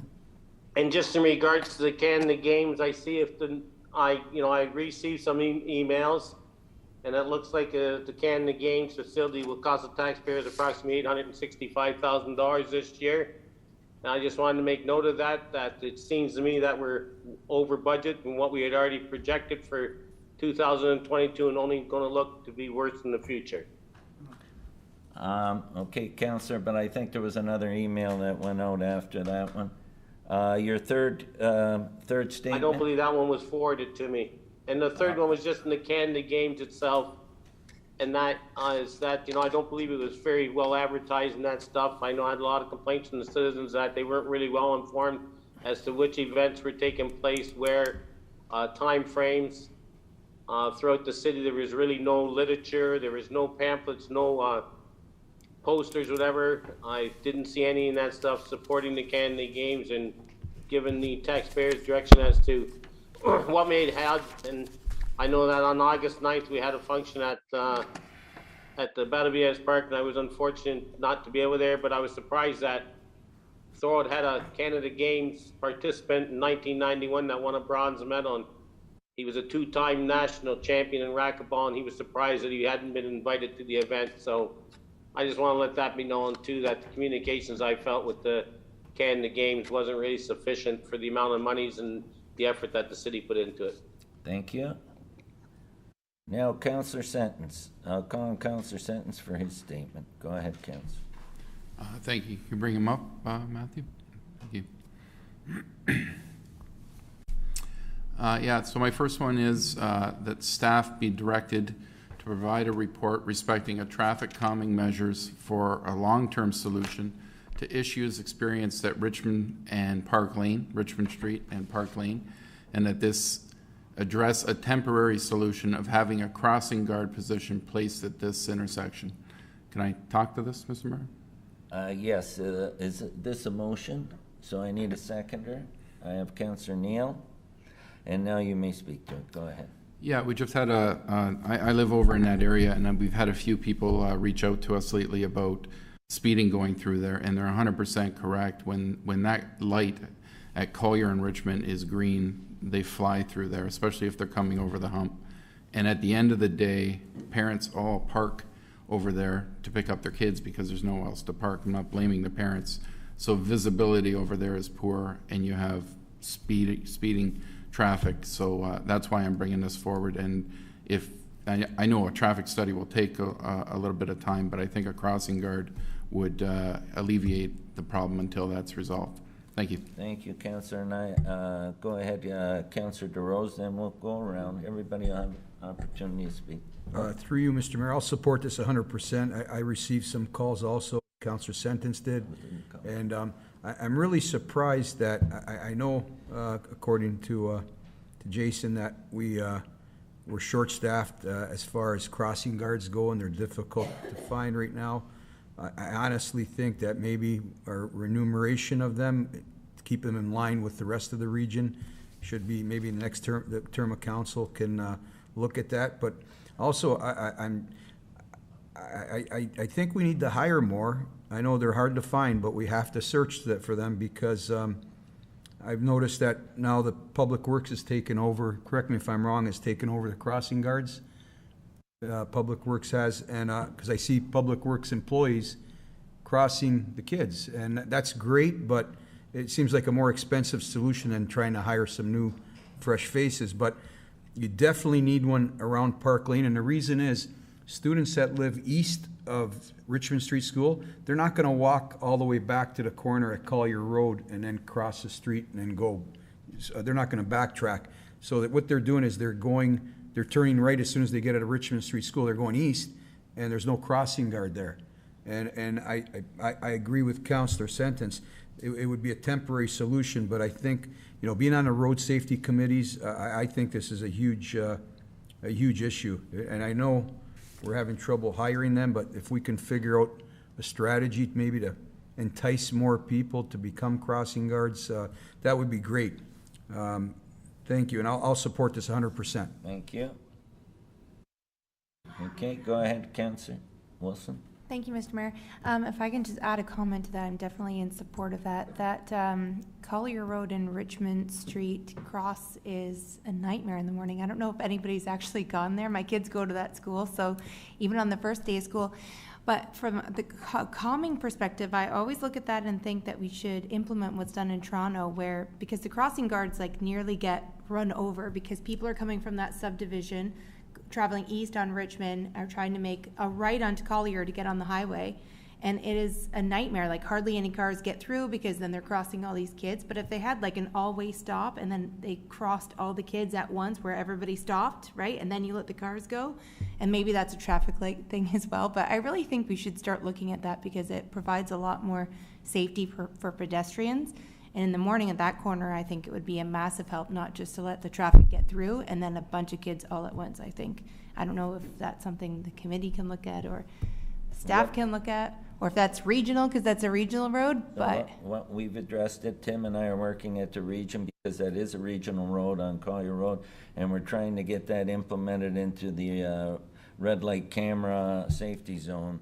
And we're pushing because of especially with the expansion at Our Lady of Holy Rosary, plus the growth at Richmond Street School, that whole section needs to be reevaluated by the region, and I agree with you 100%. Something needs to be done. So sorry, just to confirm, Mr. Mayor, so you're pushing to have that all-way stop where everybody stops and pedestrians go? No, we're pushing to get that to be... they're doing these pilot project with the red light camera safety zones. and to implement a camera system where if anybody doesn't follow the rules, they'll be issued a ticket, like from the red light camera program. Yes, I And- understand that, but I don't think that solves the problem of early in the morning when the crossing guards are there. It's not that people are running the red lights.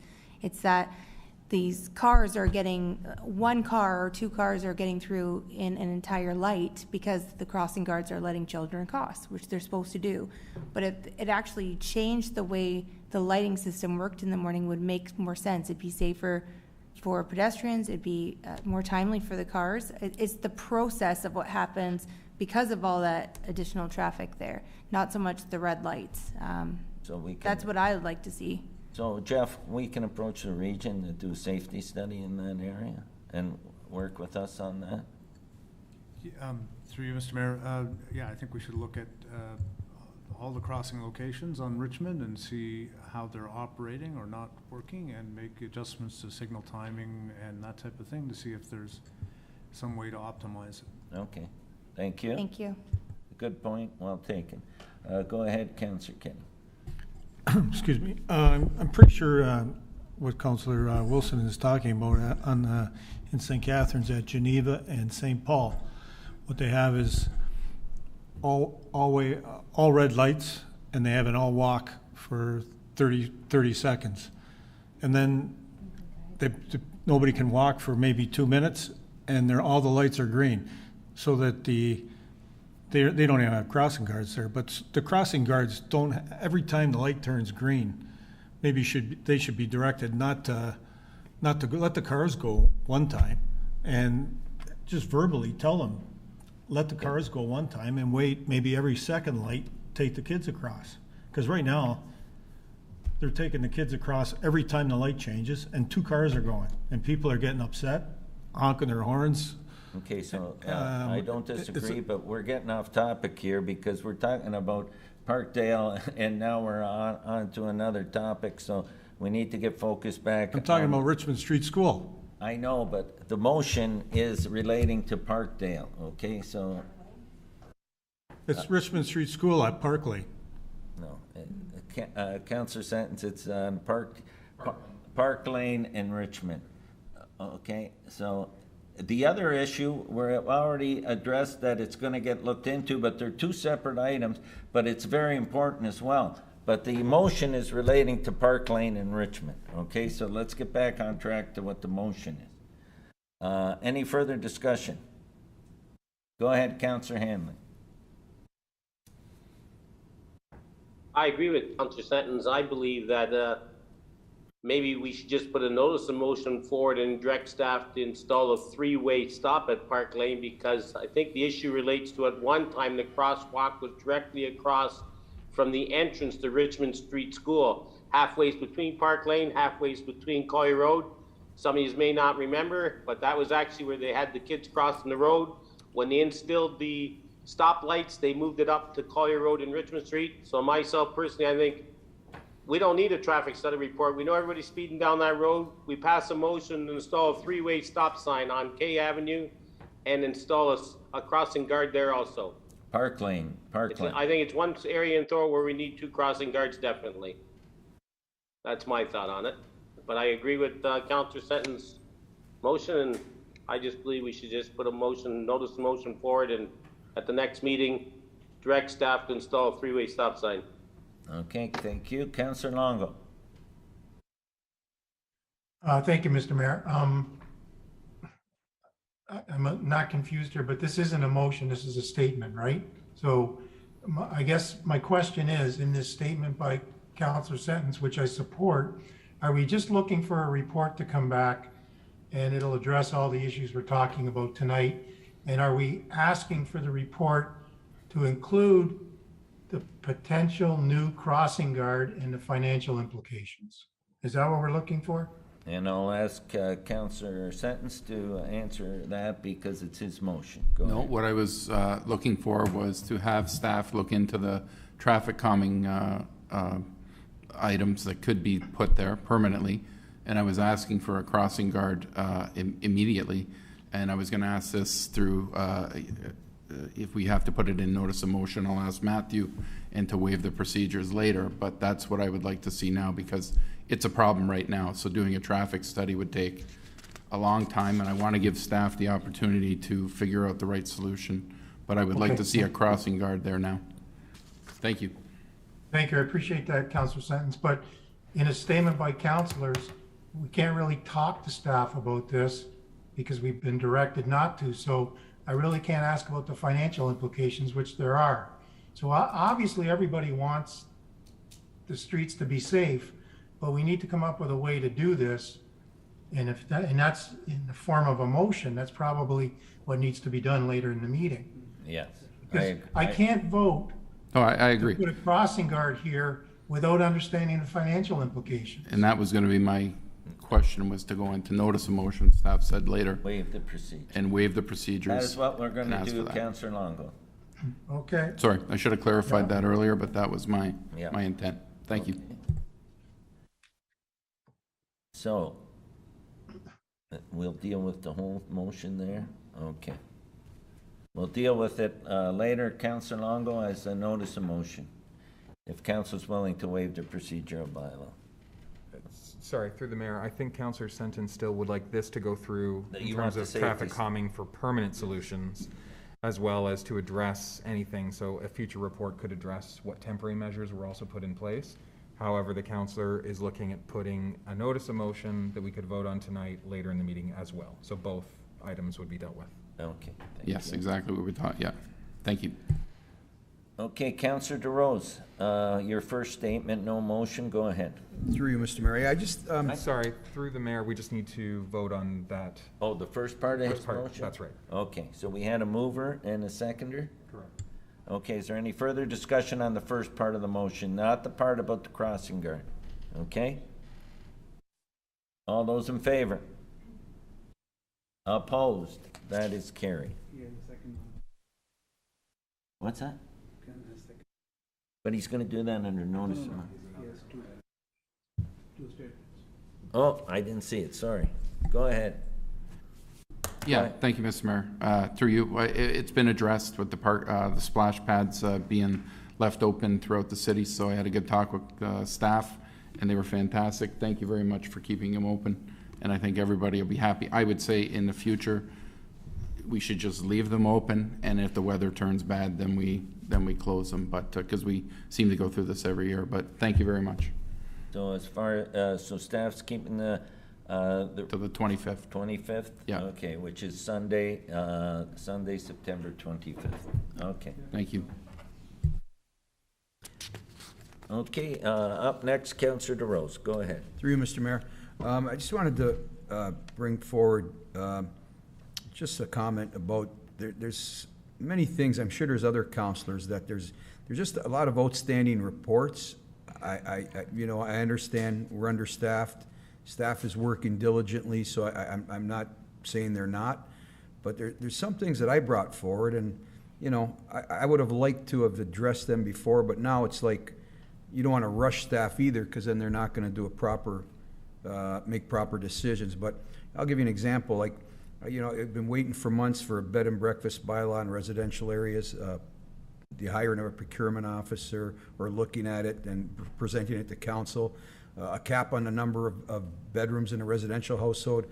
For example, I just got wind of a property that there's so many bedrooms that a landlord put in that students are in rooms with no windows, and the fire safety is just, I spoke to Terry earlier, is just crazy because, and when the student complained in this situation, he was evicted from the home. So, the amount of bedrooms in there that this man put is just ridiculous. So anyway, but getting back to my verbal statement, yeah, if they can, be brought back in a timely, flat fashion, but I guess it's not going to happen this term, so I hope I get back on council to receive these reports and recommendations. Secondly... Thank you, Councillor. You're welcome. That staff be directed to provide a report respecting an update on the declaration of state of emergency for mental health, homelessness, and addictions. And just coming, in the near future, if we can hear what strategies we should be using, or any provincial or federal funds we can tap into? It's a good point, and Manoj will come back with, because the region's gonna get involved, and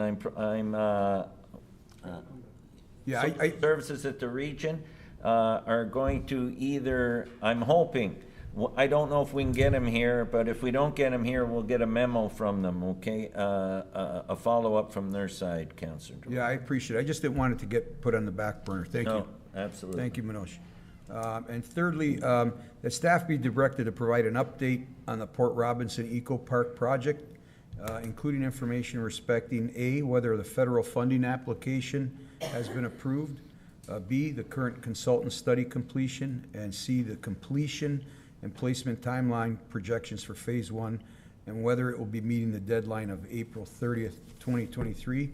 I'm not an expert on this, but I did receive information from Port Robinson residents, just in stating that the barn swallows and the turtles in the ecosystem are officially classified as species at risk due to their generally declining populations in Ontario.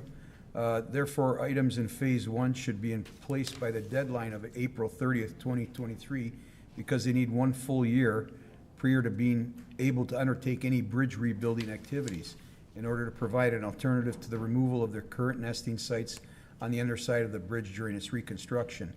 And secondly, the turtle nesting mounds, they're also in phase 1 and are needed to be completed by April 30th to provide alternatives to their current turtle nesting sites in the roadside gravel under the guardrail along the river road. The R.J. Burnside consultants indicated that by government regulations, these alternatives must be in place for 1 year before phase 2, the rebuilding of the bridge deck, can begin. So getting these items done as early as possible in 2023 before April 30th is crucial. So this will provide a whole year of time for the city's operations and engineering staff to prepare for phase 2, which is the start of the bridge removal and deck replacement in 2024. So just trying to think ahead, and I know it's a lot of planning, a lot of work on staff's part, but I know it really means a lot to the residents of Port Robinson. Can you put that up again? Okay, so we have that motion. Do I have a seconder for that? Councillor Neal? Any discussion on that? Seeing none, all those in favor? Opposed? That is carried. And that's it, right, Councillor Durrell? Yes, thank you, Mr. Mayor. Thank you so much. Delegations to report. Motion respecting Thorold Fire Station 1 property located at 16 Topaz Street. And before the motion comes forward, we got a call on Malcolm Woodhouse, resident, City of Thorold, for a delegation respecting the motion concerning the Thorold Fire Hall Station property. And Mel, welcome, and we'll turn the floor over to you. Thank you, Mr. Mayor, members of council. I'm here this evening to address, what I think can be a wonderful opportunity for the City of Thorold and its very, very long history in terms of what this city has been involved in the last few hundred years, I guess. There's a proposal put forward by the Thorold Nonprofit Housing Board to get the council to agree to give them the right of first refusal for this building that will be vacated once the new fire hall is built on Collier Road. And I was an original member of the board when we first started it. And one of the objectives we had was for seniors housing, which I think this is very admirable and something we should be pursuing. I just think this is a very wrong location for it. Number one, the building is sitting on pilings because it's sitting on a landfill site. And if you follow the old canals down all the way through Thorold to St. Catharines and all the way through, you won't find any building other than this building that's actually been built on this property. The reason that's the case, the Meridian Center actually is a bit of an old shipyard there, it's Cluna Shipyard. But they had to put in pilings in there, and the only people that really financed something of that major cost construction-wise are municipalities. In this case, Thorold did it in the 60s when they built this fire hall. And you can actually see some of the remnants of the iron coming up or stained on the concrete floor on the ground floor. Now, from a housing perspective, I think that there's a couple of other sites that I would encourage the new board or the board to actually pursue. And I understand there'll be a new board after the next election. And that would be, number one would be the property adjacent to the Welland Mills on Pine Street. It's a vacant piece of property owned by the bookstore, I believe, where you could negotiate some kind of arrangement with them to acquire that property and build a substantial building for seniors and for as a nonprofit development. It could be a major development. It could be a gateway project as well. And I think that just opposite the Pine Plaza would be great for any of those people living there. It would also add to your downtown commitment to expanding the downtown area that Councilor Neal was referencing. The other opportunity is where the arena is, the old arena, which was built in 1930, I think, which is now being abandoned by the city. And that whole piece of property, including to the corner of Richmond or Ormond Street, could be acquired, and you could actually have a really fantastic residential building erected there that would really say welcome to Thorold, and it would clean up a part of the city that desperately needs it. So I have those two choices. So obviously I'm opposed to any kind of disposition as it relates to the current fire hall. It's going to be vacated in 2 years, hopefully sooner, because I think this is a wonderful opportunity for us to create for the first time a museum for the city of Thorold. Council in its wisdom in the past has encouraged the historical groups to get together and to create a corporation, the Thorold Museum Corporation, which they've done. I've spoken with the chair and members of the board. They see this as a wonderful opportunity for them as well. And as a result of that, I've taken some time and some liberty to actually go about and try to generate some kind of visionary aspects as to what this could look like. And I would ask Matthew if you could put that image up. Thank you. Now, as you can see, Mr. Mayor, members of council, this was done for us by Raimondo and Associates, Emilio Raimondo, who's a lifelong born and raised Thorold person. He did this and his staff for free as part of an effort to show what this could look like, this building. And if you see, there's water elements in the front of it, which is on a ramp because it's a downgrade to the building. This is symbolic of the potential of some kind of feature recognizing the flight locks, which of course is what Thorold is famous for. So, and creating the glass so you can see right through the building and see some of the substantial collections that Thorold and the Protection Hose Company #1 has, as well as the Thorold Museum Board that is currently located at all different locations around the city, but very little of it on display. The current display that's there now is with the Tourist Bureau, which on Lock 7, which would be a great teaser for tourists that visit there and encouraging them to come downtown and take in much of the history of which this council has made a huge investment in with the redesign of the downtown, the building facade program, as well as the Battle of Beaver Dams Park. And I want to congratulate you, the work that you and staff have done on this. It's fantastic. To me, this is like, this could be a keystone, like an anchor project that ties together the Maplehurst, all the historical aspects of downtown, including all of the designated homes and area that are situated in the area, including extending like tours around to these different homes in Port Robinson and Ellenburg and elsewhere throughout the city, making it truly a people meeting people place.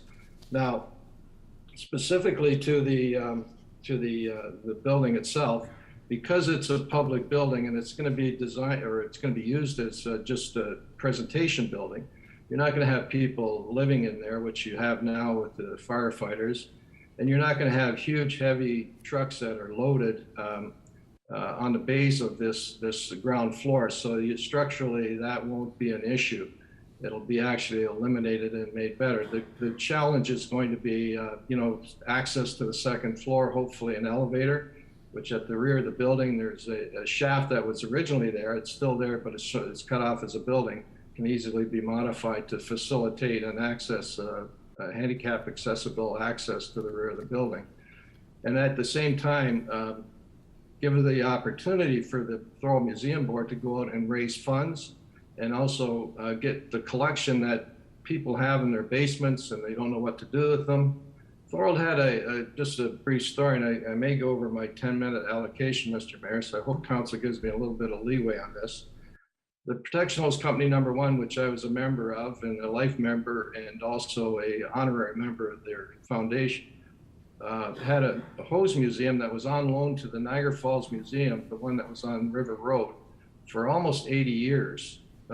We were contacted because it was on loan and they were selling the museum. If you may recall, it's now a bird sanctuary or bird place. I don't know what they call it, but it's for tourists. And what we did was we were contacted and we arranged to have the third story floor or the building wall opened up, and we removed that hose carriage from the 1850s through with a crane. It's been rebuilt and totally refurbished, as has the 1923 Pumper Old Bess, which sat for many, many, many years at the Fire College in Gravenhurst in their front foyer. So this is an opportunity for us to bring all of that home, put it on display, including many other very important historical things. And especially our industrial base that built this city. And, we talk about the canal and the importance of that, but Walker's Quarries, for example, and Hayes Dana and all the paper mills, the Ontario Paper, the Georgia Pacific, the Amtar, they all had a major role to play in this thing. And just to tie in a bit of Port Robinson here, you'll recall, or you may recall, that there's been some, they've discovered a ship that was buried in St. Catharines, where they're excavating it now. And that ship was built in the 1800s, and they're looking for a home for it because there's nothing around like it. But that ship was actually built in Port Robinson when it was a shipbuilding yard. So we have a lot of contacts and a lot of things all around the city and indeed around the world that we'd like to bring back, but we need a home to do it. And this would be, I think, a real attraction for our city, and it's long overdue. And I would propose that the city not sell the building. I would propose that the city be the landlord and that the museum board run the activities in there and be the tenant, working in concert with the city and its staff. So I think it can be something we would all be very proud of, and that concludes my presentation, Mr. Mayor. Thank you so much, Mel. Appreciate that. I'm open the floor for questions. Are there any questions? Go ahead, Councillor DeRose. Through you, Mr. Mayor. Thanks for your presentation, Malcolm. In my opinion, I totally disagree with you. We do need a permanent museum location, but I truly believe at this point in time, the priority of this council and the next sitting council should be to prioritize our needs over our wants. The fact is we need non-profit housing ASAP. So as much as I'm for a permanent location, Mr. Woodhouse, I don't think this is it. We need nonprofit housing. Thank you. Anyways, we're here for questions. Questions to Malcolm. I have an answer, Mr. Chairman, if I could, Mr. Mayor. Yeah. Thank you. Councillor DeRose, I understand what you're saying, and I agree 100% with what you're saying, except for one very important issue. Number one, that building that is there is of no size compared to the amount of grants and monies that you, as a board, on the nonprofit housing board, can get from the federal and provincial government at this time. You should be setting your bar much higher.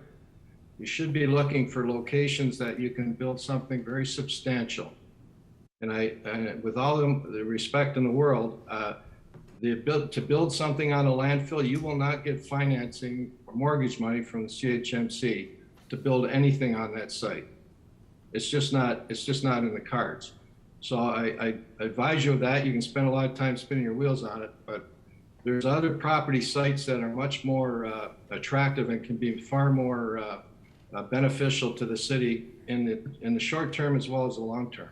Thank you. Thank you, Mr. Mayor. Councillor Hanley, go ahead.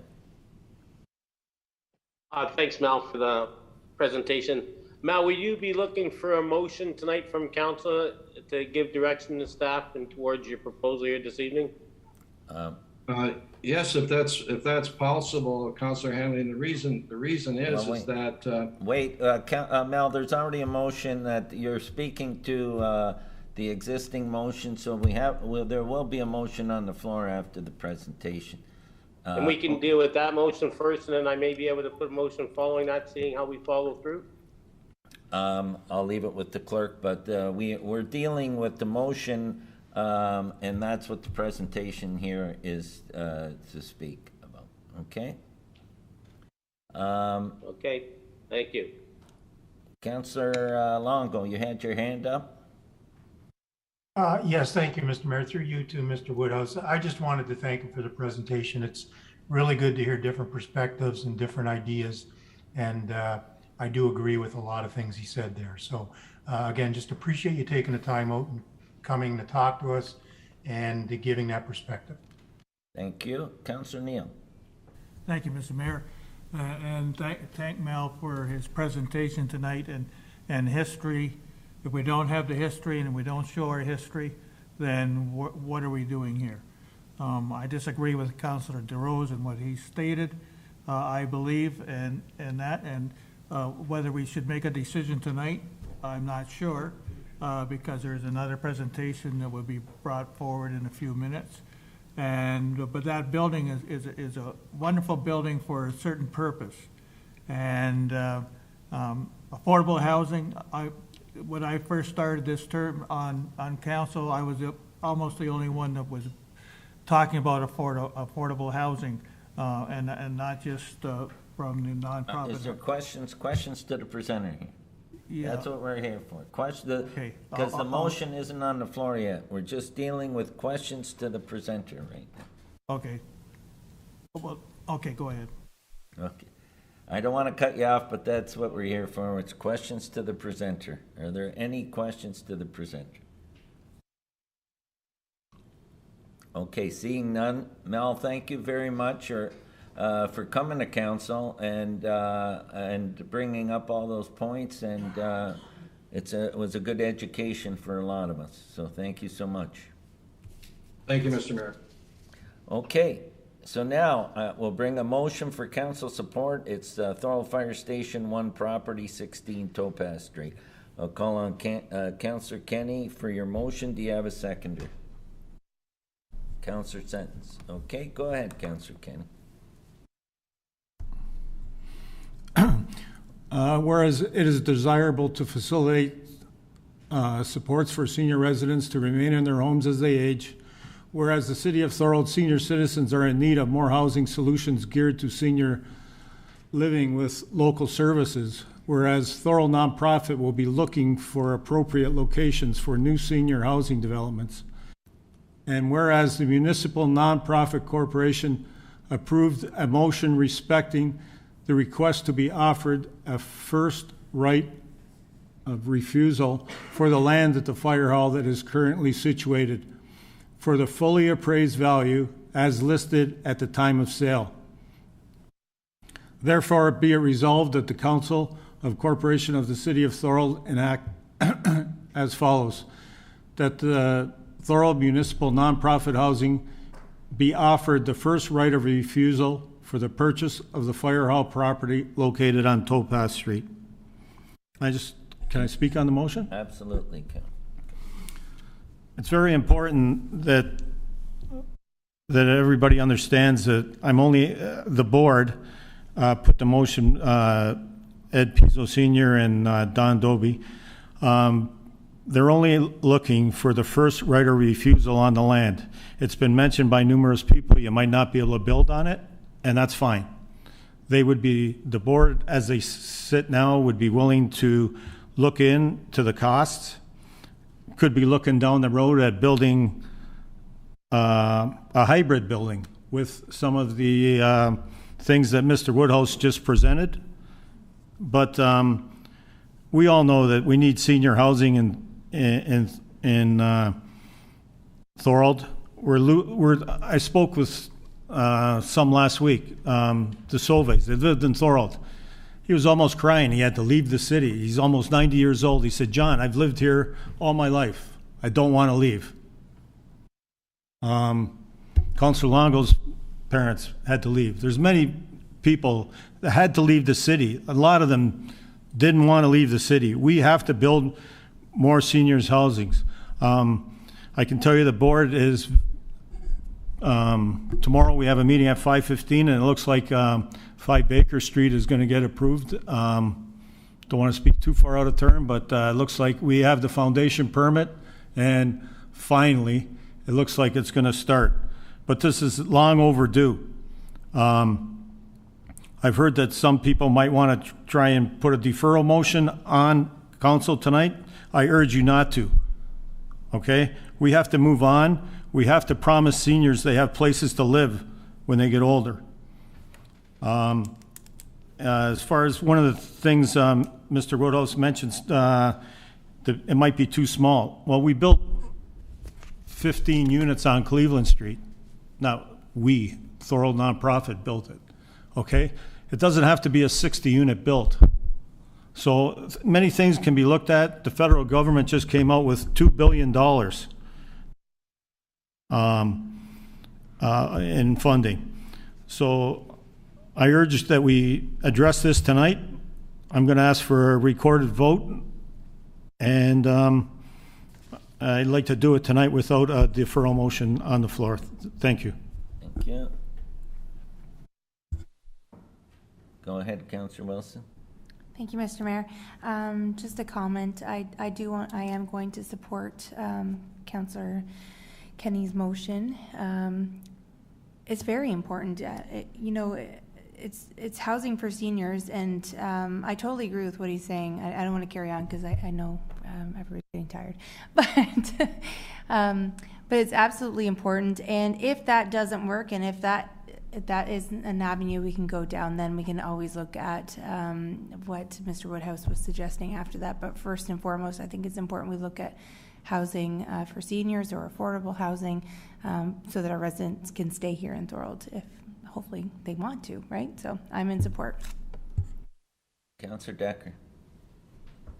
Thank you, Mr. Mayor. I'm going to support Councillor Kenny as well. We've been talking that we need more affordable housing and seniors housing in Thorold, and I think that would be a great area to build such a place. It's located downtown. All the amenities are there. At least we have to try to do this. At least we can say we've tried. If it doesn't work out, then it doesn't work out. But I'll support Councillor Kenny's motion. Councillor Sentence. Thank you, Mr. Mayor. I'll be supporting this motion as well. I'm hoping to see some items go to the new fire hall. That'd be nice to see. Some of the money was supposed to go towards a new build. We have talked about seniors housing for 4 years. I love some of Mal's ideas, but we've been talking about senior housing as a priority for 4 years now, and people before that were talking about it. So the way I see it, I would love to see both sides get together and say, hey, you take the top 2-3 floors, we'll take the bottom, and we finally have a museum for both places, for our Thorold Museum and them. I would encourage that the sides get together and talk about this. And if it can't be done physically, then it can't be done physically. But senior housing is a priority. Doctors right there, dentists right there, pharmacy right there, bus stop right there, shopping and dining right there. I can't think of a better spot for something like this. So I hope both sides talk about doing a combination. Thank you. Sir Hanley, go ahead. Go ahead, Councillor. Mr. Mayor. Go ahead. Am I up? Go ahead. Are we not possibly talking about disposition of property here? Should we not be talking about, is this not an in-camera item? We're talking about possibly disposing of city lands here? Isn't this something that we usually talk about in camera? I'll turn it over to the clerk.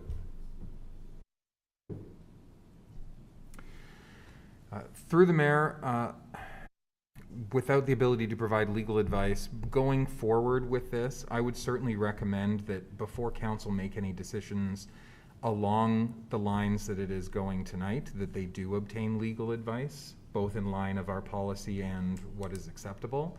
That would be my recommendation and hesitation. This particular conversation happening in closed is not necessarily an issue, the way the motion is currently worded. However, again, I would strongly recommend that council seek legal advice on such a motion. Thank you. Thank you. Okay, that's, well, I'll wait and see what council wants to do. I'll take the advice of the clerk because I think that we need to do just as he states. Thank you very much. Councillor Neal. I can still speak, Mr. Mayor, on the subject? Did you speak already? You haven't spoken? No. So you can't even... Like, I've been after affordable housing for a number of years now, and one of my motions earlier was regarding the old arena for one, and I know there are other couple of properties that could be looked at as far as affordable housing is concerned, but I agree with Councillor Kenny that this could be a property. It could be. I have been around a long time, and I remember before the building was there that the water and the sewage and everything else that ran down that particular spot where the fire hall is today. I do like, and we have discussed it, and I did discuss it a bit with Councillor Kenny regarding having the museum come on board with this particular motion, and whether maybe a little change that What, are you asking for an amendment? I'm asking for amendment that the museum board be looked at as far as being part of what they're looking at. Will Councillor Kenny accept that as a friendly amendment? Councillor Kenny. Just looked at. The only friendly amendment that I would accept is that we pass this tonight upon. That's not what's on. He's asked you for a friendly amendment. No, I won't. No, thank you. Okay, thank you. Is there anyone else that wants to speak? Go ahead, Councillor Longo. Thank you, Mr. Mayor. I'll start by saying that obviously I support senior nonprofit housing like everybody else does. I just don't think this is the right location. I think Mr. Woodhouse makes some very, very valid points about the underground issues that they would face there if they were going to put a new building in. I think there are better locations. Councillor Neal spoke about the old arena. It's a much larger lot than this. This is actually a very small lot when you look at it. They would require parking. It's an apartment building, right? If they're going to build one, they require parking like anybody else. These things will become issues. The size of the building just will not be adequate. Sure, it's a great location, but it's also a great location for potentially other uses, like Mr. Woodhouse says. I just don't think it's right. And we've all talked about it here. I think we're talking about something that's supposed to be talked about in camera, where this is disposition of land we're talking about. And people need to understand Thorold Municipal Nonprofit Housing, although the name says Thorold, it is not part of the city of Thorold. It's a standalone entity, it's a nonprofit. And there are other nonprofit housing authorities around. So who's to say that Niagara Regional Housing or Bethlehem couldn't build a structure in Thorold and provide nonprofit housing to Thorold residents? the possibilities there. So you need to keep all your options open as far as I'm concerned. And again, nonprofit housing, absolutely we need it, but this is the wrong location, in my opinion, so I can't support it. Thank you. Anyone else want to speak? Because in talking to the clerk, as he's mentioned earlier about getting a legal opinion and bringing it back next meeting, because he feels that's a prudent thing to do, and I agree with him. Can I get Councillor Kenny to add a friendly amendment in there for us to seek legal advice? Well, what he's saying is bring this back next meeting, and we'll have that legal advice. Are you okay with that, Councillor Kenny? So we'll have it by the next meeting to. I just want to ask the clerk. Mr. Mayor, what I would recommend is, if that's the route council desires to go, is that somebody put a deferral motion to next meeting on the floor, so that this particular motion comes back as is at the next meeting and can be discussed with potentially a legal opinion and other advice. Can you? And that would be happening in camera because it would be legal advice. The only thing is, who hasn't spoke to this?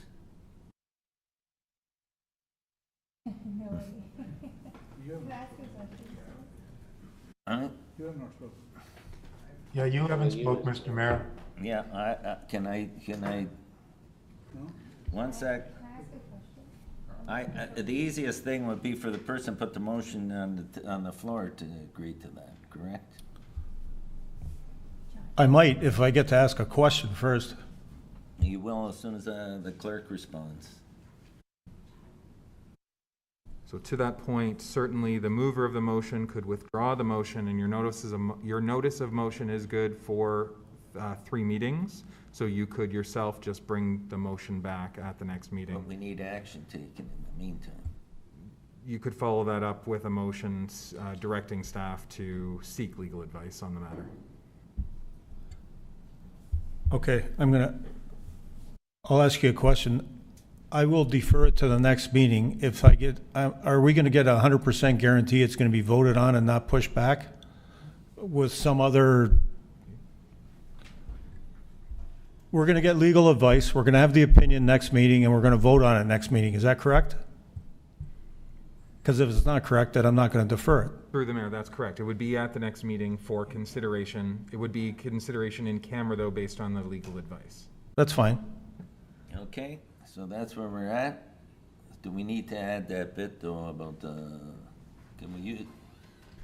We're referring this back. Through the mayor, I'd ask then, are you withdrawing the motion to bring it back next time? I'm asking you, again, is it going to be brought back to the next meeting? And I'm not going to hear that somebody was on holidays or whatever, and I want it dealt with next meeting. Is it going to happen next meeting? So through the mayor, my recommendation, because it's your motion based on a notice of motion, you can bring it back at the next meeting. We can put that on the agenda based on your direction to do so. So it will be on the agenda. What I would recommend once you do so is that you move a motion directing staff to obtain legal advice on the matter to be brought forth to the next meeting as well. Can I ask a question? Can't we just refer to the next meetings to obtain legal advice and leave the same motion there? Just refer to the next meeting to seek legal advice and leave the same motion that is there. We're just putting an amendment that to refer it back to seek legal advice and bring it back next meeting.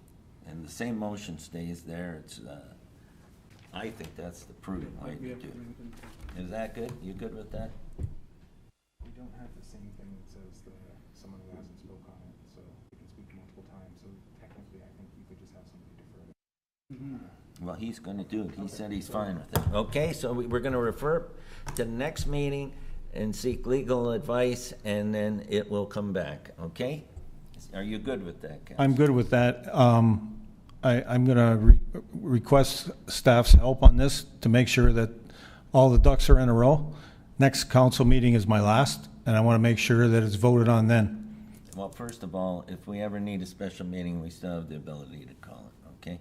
Well, the reason I'm saying that, Mr. Mayor, is because I think it's a very important issue, and it should be done at a regular council meeting, not at a special meeting, because I'd like to see all councilors there and vote on it.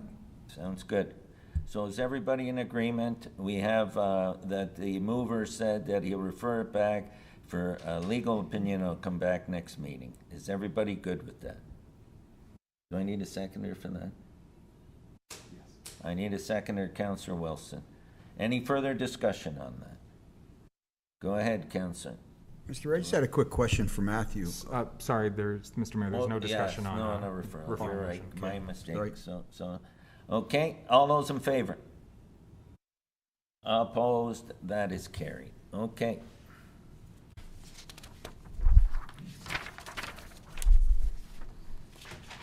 Okay, now we have a motion respecting Federal Electoral Boundaries Commission for Ontario proposed redistribution of federal electoral districts, and we have a delegation, Dominic DeFrucio, who would like to speak on this motion, which is coming forward right after that. Dominic, are you there?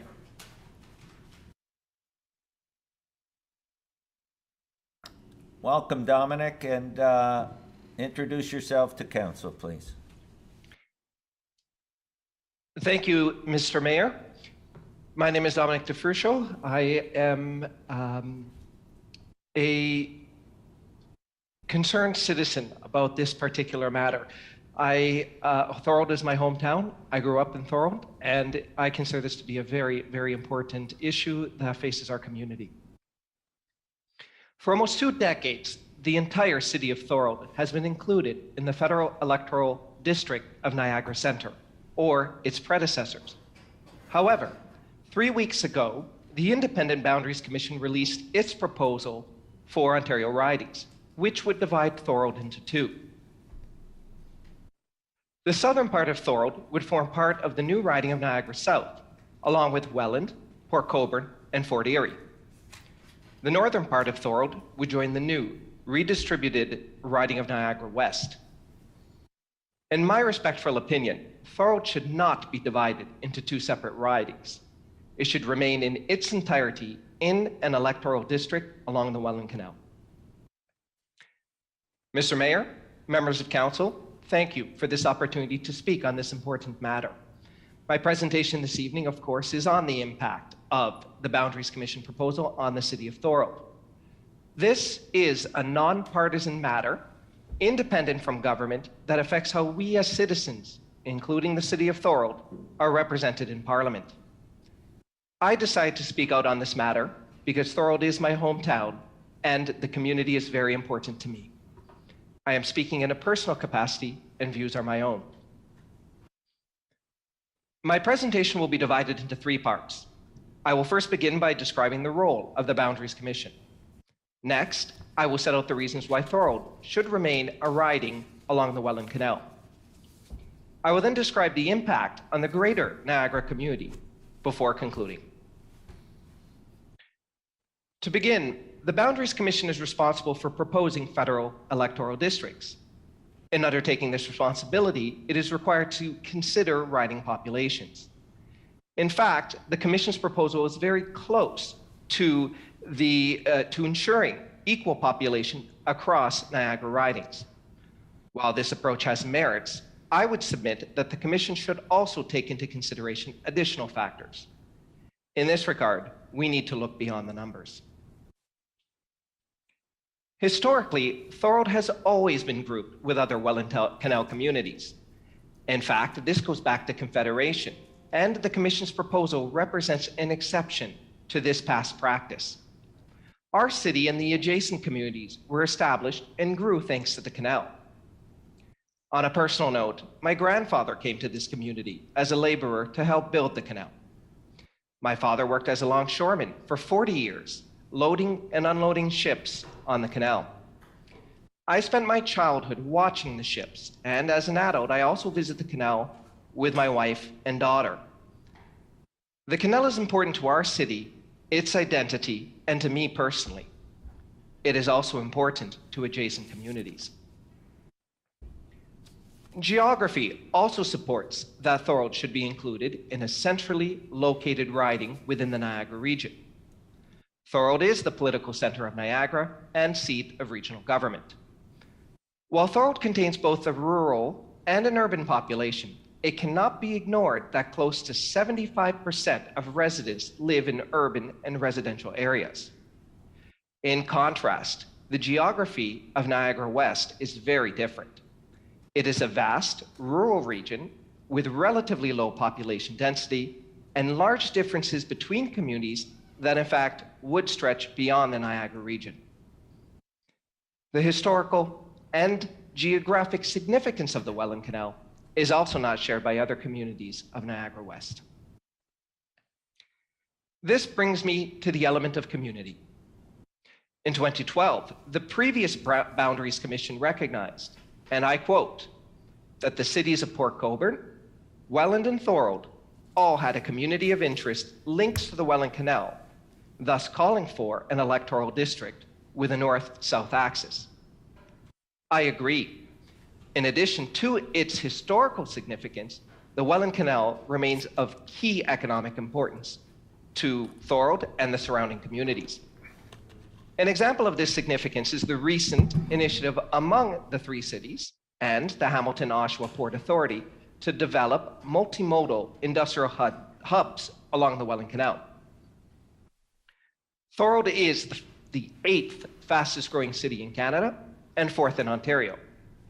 The urban issues faced by Thorold associated with this growth, such as access to community services, housing, matters that this very council had discussed earlier tonight, are also shared by other Welland Canal communities and may differ from the issues facing the predominantly rural riding of Niagara West. Thorold is also culturally and linguistically diverse, similar to other urban centers in the eastern portion of the Niagara region. Overall, I would argue that history, geography, and community of interest with other adjacent municipalities justify including Thorold in a riding along the Welland Canal. I will now turn to the impact on the greater Niagara region. The existing riding of Niagara Centre is already very close to the population quota and is being redistributed because other adjacent ridings are too large or too small. Ensuring an appropriate population size is important, as it ensures that citizens are adequately represented. However, I would argue that the status quo, with variations in population amongst the Niagara ridings, is appropriate and not a situation that would result in less representation, such as, for example, if Niagara lost a seat in Parliament. Instead, even with these variations, Niagara would still be represented by 4 members of Parliament, and it is arguable that existing boundaries, which follow the regional and municipal boundaries, would respect existing communities and keep Niagara whole. Nevertheless, the status quo has been rejected by the Commission. A potential solution could be to include Thorold as part of the proposed riding of Niagara South. While this would result in a larger riding than what currently exists, it does offer an alternative over the proposal to divide Thorold into 2. A riding composed of Thorold, Welland, Port Colborne, and Fort Erie would remain within the population threshold set out in the legislation. It would also ensure that Thorold remains part of the Welland Canal community. In conclusion, there is merit in looking beyond the numbers and in keeping Thorold as part of its community along the Welland Canal. I am particularly concerned that dividing the community could have the unintended effect of hindering the voice of citizens of Thorold. In my humble opinion, ensuring that all citizens have a voice, regardless of where they live, is of primordial importance in our democracy. I encourage all city councillors to support the resolution. Thank you. Thank you, Dominic. We really appreciate that presentation, and I'll open the floor to any questions for Dominic. Go ahead, Councillor Neal. Yeah, a question. When are the submissions to be sent in, Dominic? When do we Thank you, Councillor Neal. The submissions are, the Commission has requested submissions to be submitted by Sunday, September 25th. It's coming up in just less than 2 weeks. Thank you. So we have to make a decision on this by that time. That's correct, yes. Thank you. Do you have any further questions? No Councillor? questions. I seen Councillor DeRose had his hand up. Yeah, through you, Mr. Mayor. Thanks, Dominic, for your time and effort and beautifully worded words. I totally agree with you 100%. And, you know, I will support any endeavor to stop this. Thank you. Thank you. Anyone else? Go ahead, Councillor Sentence. Thank you, Mr. Mayor. Through you to Dominic. Thanks for the presentation. You know, when I'm thinking about this, and I don't want your opinion, so there is a question here. Do you think unintentional consequences could be seen as kind of dividing Thorold, weakening us, and when you start talking amalgamation now, you're easier to explain why, you know, I hope it never happens. I would fight it happening, but do you think that opens the door to something like that too? Thank you, Councillor Sentence, for the question. I think we are talking about two separate issues. I wouldn't want to speculate on whether or not something like this would lead to amalgamation, which would happen at the municipal, provincial level. Here, of course, we're talking about federal ridings. My main concern is that Thorold would be divided with this initiative. And I guess in a way, anytime when we are dividing communities, there is a symbolic nature of doing that, which potentially could have effects in other areas. But I wouldn't want to speculate. This really is about the federal ridings. I should note, however, that at least until recent times, that federal ridings in Ontario, at least in the southern portion of Ontario, are harmonized with the provincial, or rather the other way around. The provincial ridings are harmonized with the federal ridings. And in that regard, there could be implications depending on how things go in Ontario in terms of how the ridings provincially could be as well. It's, again, early to speculate. I'm not sure if in the future that Southern Ontario ridings will continue to follow the same boundaries as the federal ridings. But in that regard, it really comes back to ensuring that Thorold is kept together as a single community in federal representation. And I guess the next step of that is to ensure that the same would remain true also at the provincial level. Thank you very much. Just one of my fears. Thank you. Is there any further questions? Go ahead, Councillor Kenny. You have a lot of experience in this, I guess. So throughout the rest of the province, or I guess in Canada, have they, is this occurrence happened at many other locations? Or is it just happening in Ontario, or just in the region, or throughout Canada? Thank you, Councillor, for the question. This occurs every 10 years across Canada. To summarize it in very general terms, every single province will have their own commission that is responsible for looking specifically at the electoral districts of that province. And the way the process works is essentially each province will have this separate commission.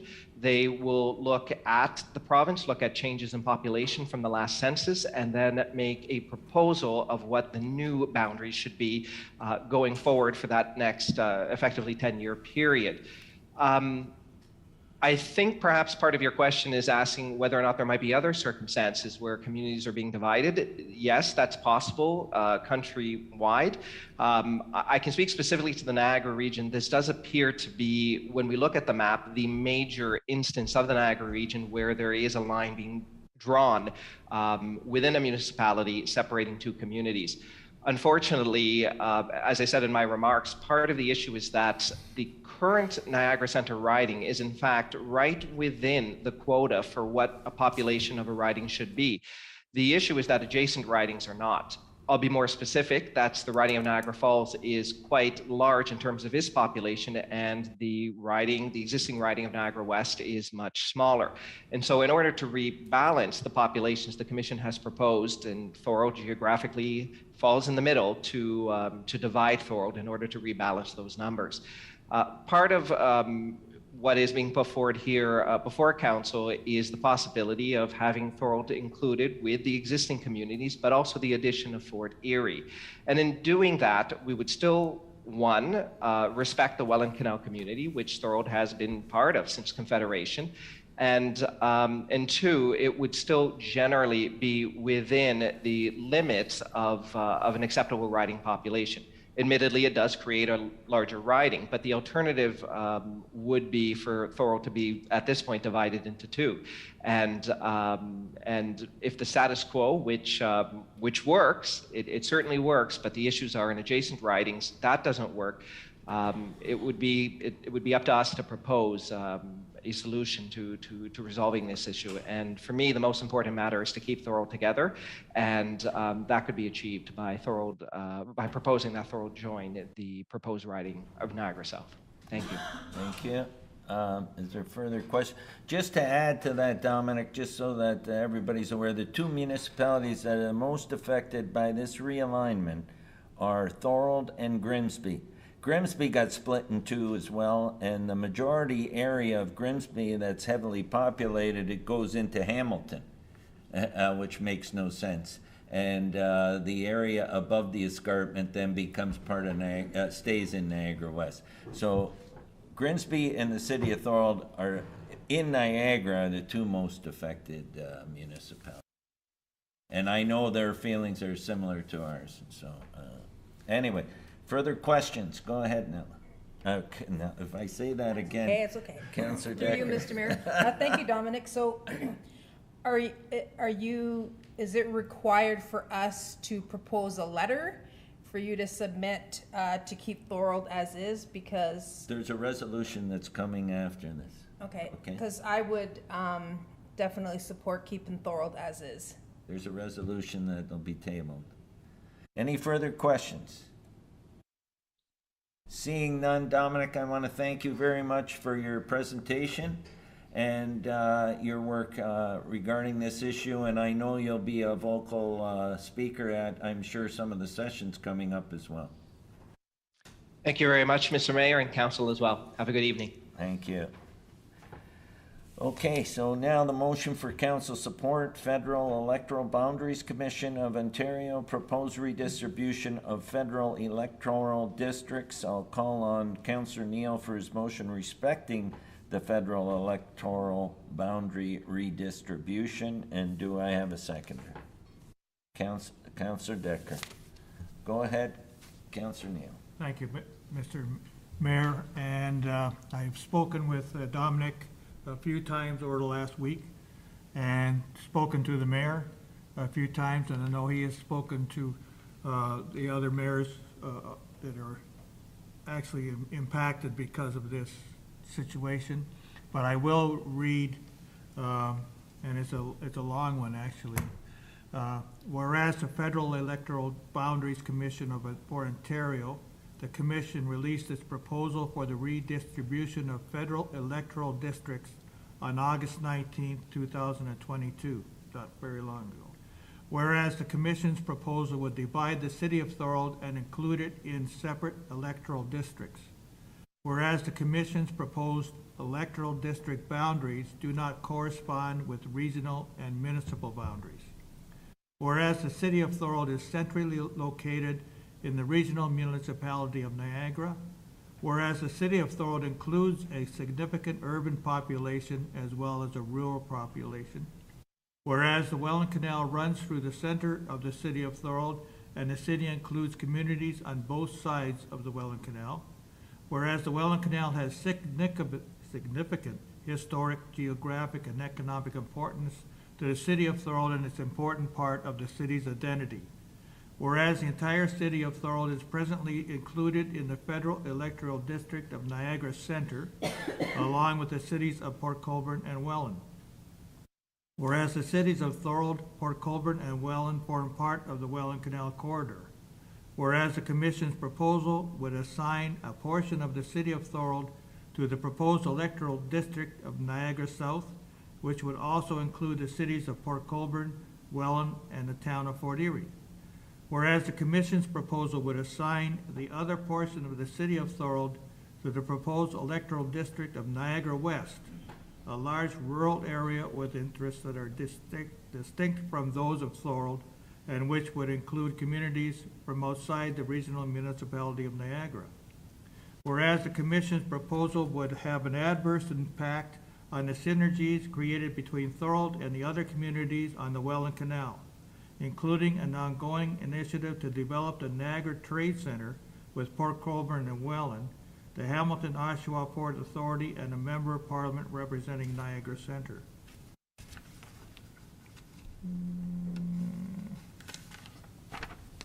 Whereas the Commission is required under Electoral Boundaries Readjustment Act to consider the community of interest in determining electoral district boundaries, whereas a previous electoral commission in 2012 acknowledged the existence of a community of interest with the cities of Thorold, Port Colborne, and Welland that is linked to the Welland Canal.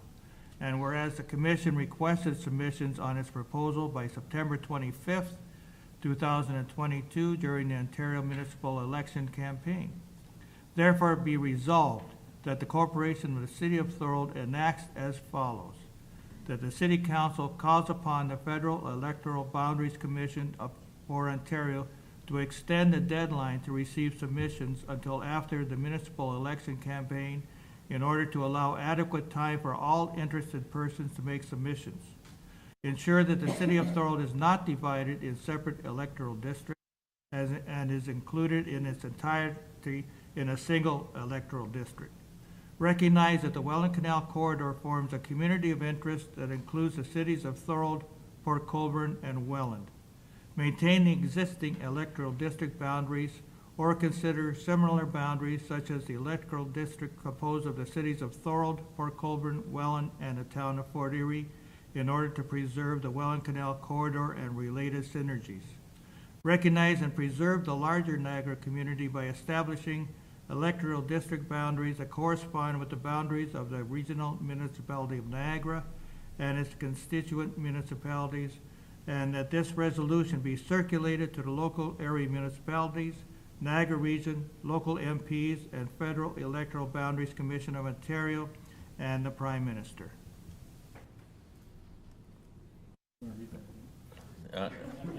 There's water there now if you need some. Is there anyone that wants to speak to this? The only thing I would add as a friendly amendment is I would add circulated to MPs and MPPs as well. Yes, that would be very important. Okay. And then I got Councillor Longo. Do you accept that as a friendly amendment? Yes, I do. Okay, go ahead, Councillor Longo. Thank you, Mr. Mayor. I'll support this. The only thing I'll say is A, which calls on the Federal Electoral Boundaries Commission to extend the deadline. I certainly wouldn't count on that. So I would encourage the city to submit its submission and any other person to submit their submission because I wouldn't count on an extension. I agree 100%, Councillor Longo, and as part of what Councillor Longo said, residents, councillors, anyone, you can go and you can sign up. You could either go, there'll be a virtual session, there'll be an in-person session, which I think is going to be held at Brock University, and so there will be opportunities to make your voice heard, but this is a collective voice heard here tonight. So, is there anyone else that wants to speak to this? We had a seconder, we had a mover and a seconder. Okay, all those in favor? Opposed? That is carried. Eh? No. Up next, we got report PWCS 2022-90 respecting Santa Claus Parade update and a presentation from Sebastian Socio Marandola and Tanya Comelson, I hope I pronounced that right, from the Santa Claus Parade Committee. Is it Cornelson or Comelson? Because I got two different times. Go ahead. It's Tanya Knudsen. Thank you. Thank you. Okay, you're up. Go ahead. Thank you, Mr. Mayor. Tanya is actually going to speak on behalf of both of us for the sake of time and redundancy. Thank you so much. And Tanya, the floor is yours. I don't see her on. Is she on? Yeah. Thank you, Mr. Mayor. Can you hear me? Yes, we can. Sorry. Your camera's so not on. I'm trying. Okay. Sorry. But we can hear you. Okay. Sebastian Socio Marandola and myself are the secretary and chair of the current Thorold Santa Claus Parade Committee.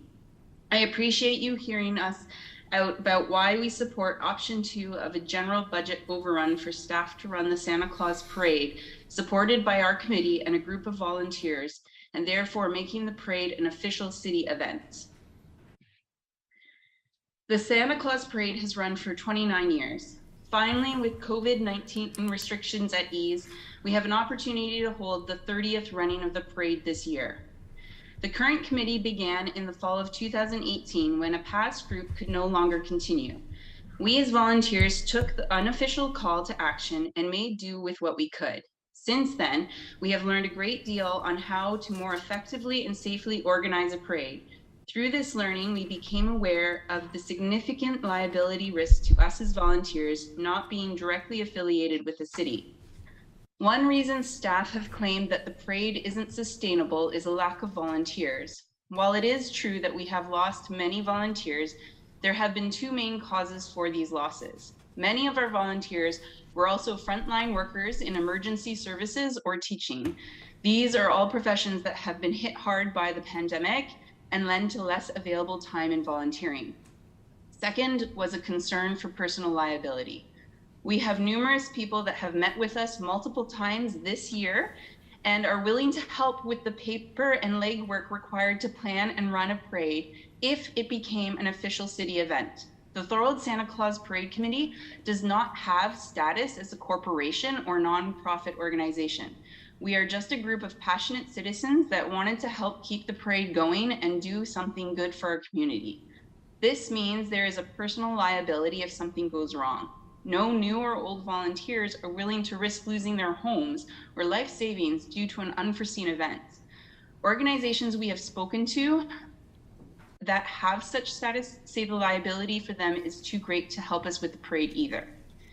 City staff have access to up-to-date risk mitigation procedures and volunteer training to help ensure best practices take place, while also being able to offer more comprehensive liability coverages to volunteers under the city's umbrella.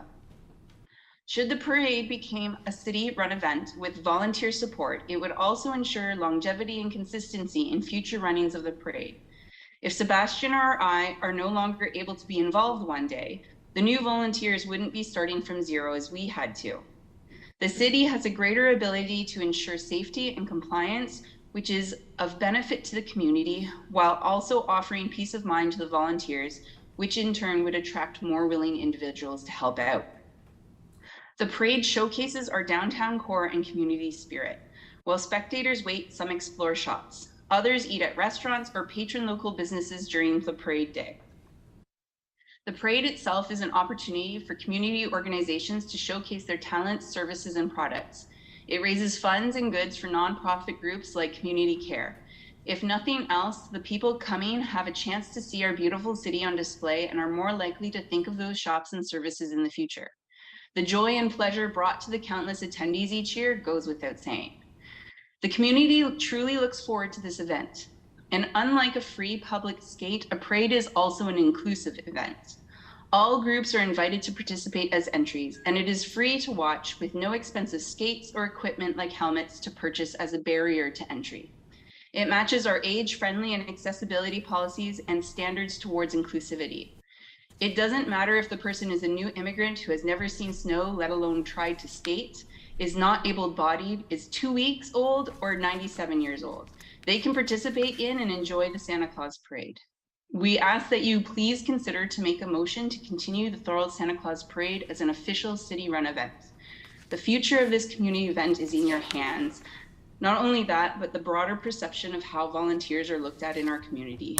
We ask that you show them your care and that you care and appreciate their efforts in your unwavering support for the safety and assurances. Thank you so much to you, Mr. Mayor. Thank you, Tanya, and thank you, Sebastian. Now I'm going to open the floor for questions, because the report's going to come on the floor after questions to the presenter. Questions only. Are there questions for the presenters? Go ahead, Councillor Neal. Just a quick question, Mr. Mayor. Logistically, are you all set for the parade if it was to go ahead? Go ahead, Sebastian or Tanya, can you answer that? Are you logistically set if this gets approved? Absolutely. So if the approval were to come through where this temporarily for this year to become a city-run event with volunteer support from ourselves, we are prepared and able to still put on the parade, even with the tight timeline. Does that answer your question, Councillor Neal? Any further questions? Go ahead, Councillor Longo. Thank you, Mr. Mayor, through you to the presenters. Great presentation. Are you confident that if we funded this, you would have a return of volunteers to the organization? Through you, Mr. Mayor, it's hard to say. Again, we've had a lot of ups and downs with our numbers and commitment from volunteers due to the uncertainty of this event. I could tell you in January of this year, we had almost 14 volunteers. And if I were to call out today, we might only have 4 or 5 in addition to ourselves. So it's hard to say and what retention will be like, but this is definitely a stepping stone or building block to retaining more long-term volunteers and less people being uncertain. And I think Tanya is going to chime in as well. Yeah, I have had confirmation from 5 other individuals who are willing to step up as of like this week. So when we found out that this report was going to council, I put out an email saying, I need confirmation that you're still willing to do this. I heard back from 5, and we could still put out a call to the general public as well. Those were just the people that we had been speaking with earlier this year. And we have run the parade with 5 people, and this would give us 7. So we could do it. Great. Thanks for the answer. Thank you. Anyone else? Seeing none, I want to thank Tanya and Sebastian for coming to council and for your presentation. It's very much appreciated. Thank you. Thank you, Mr. Mayor, and thank you, council. Okay, so now the report's going to go on the floor. CS 2022-90 Santa Claus Parade update, and I need a mover and a seconder before I get it. I got a mover, Councillor Wilson, and a seconder, Councillor DeRose. Okay, and I'll turn this over to Jeff Holman, Director of Public Works and Community Services. Thanks, Mr. Mayor. The recommendation is that council approve a skate with Santa and downtown light display event in lieu of the Santa Claus Parade, and that's option 1 in the report. Okay, now open the floor, and for questions or considerations, go ahead to Councillor Decker. Go ahead. I'd like to put my motion on the floor. Go ahead. Sorry, through the mayor. Do we have to? Yeah, so the motion that was put on the floor was the recommendation that's in the report, the way that occurred. So I'll throw it up on the screen for councillors to see right now as Jeff just read out. This is what was just currently put on the floor. My understanding is that Councillor Decker has another option that she's looking to move. Since this is currently on the floor, this would either have to be withdrawn or defeated before Councillor Decker could move her motion, because it is contrary to what is on the floor. So we can defeat this if council so decides, and then move what Councillor Decker has. That's correct. Okay, so to move what Councillor Decker has, this motion would have to be defeated, and then we'll let another motion go on the floor. And I had a mover and a seconder. Go ahead, Councillor Longo, do you want to speak to that? Well, yes, before we defeat this, Mr. Mayor, I do have a question, because if we defeated it, would we come back to it if we had to?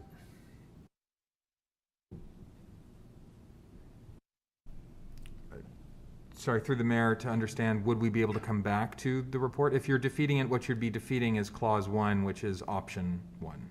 Okay, so Mr. Mayor, through you to the Director of Finance, I always ask these questions, and I'm not going to rain on a parade. I'm just going to ask a question. If we defeated this and we decided to go with option 2, which is more expensive to have a parade, how would we fund a parade? Through you, Mr. Mayor, that would be a general budget overrun And where would the money come from, Director of Finance? from your general levy. Okay. Thank you very much. Okay, that's the answer been given. Go ahead, Councillor DeRose, do you want to speak before Yeah, can I speak to it? Yeah. I think staff has done their due diligence here, and I will support staff on this. So, if Mr. Holman says that option 1 is our best option, I like that idea. I think it'll bring people downtown to actually support the BIA instead of drawing them away from downtown. I know I've been to the parade before. I've never gone downtown once. So I think this is a great idea temporarily. I think the logistics of the short time frame may put a damper on it. So I'm going to support staff's recommendation. Thank you. Yeah, go ahead, Councillor Wilson. Thank you, Mr. Mayor. I'm not going to support staff's recommendation. I go to the parade every year, and I actually do go right downtown on Front Street, and we always buy pizza and go into the shops and do all that sort of fun stuff. I don't support the other, actually, the presenter hit on it. It's not accessible. It's having a skate is wonderful. I would probably go to that with my kids as well, to be quite honest, but I don't think it includes everybody in our community. So I'm not going to support that. I seen Councillor Neal with his hand up. Yes, Mr. Mayor. The parade gives us more options as far as volunteers are concerned. It's not just the volunteers that are putting on the parade. It's the volunteers that are in the parade, and there are hundreds of volunteers from all the different organizations in Thorold and outside of Thorold. So I sure we shouldn't not have a Santa Claus parade, so I will vote for the Santa Claus parade. Okay, so put the motion up. We had a mover and a seconder, correct? And if you want to move to option 2, you defeat this. If you don't want to move to, if you think this is the option, you support it, okay? So the question is, all those in favor? I can't see on my screen.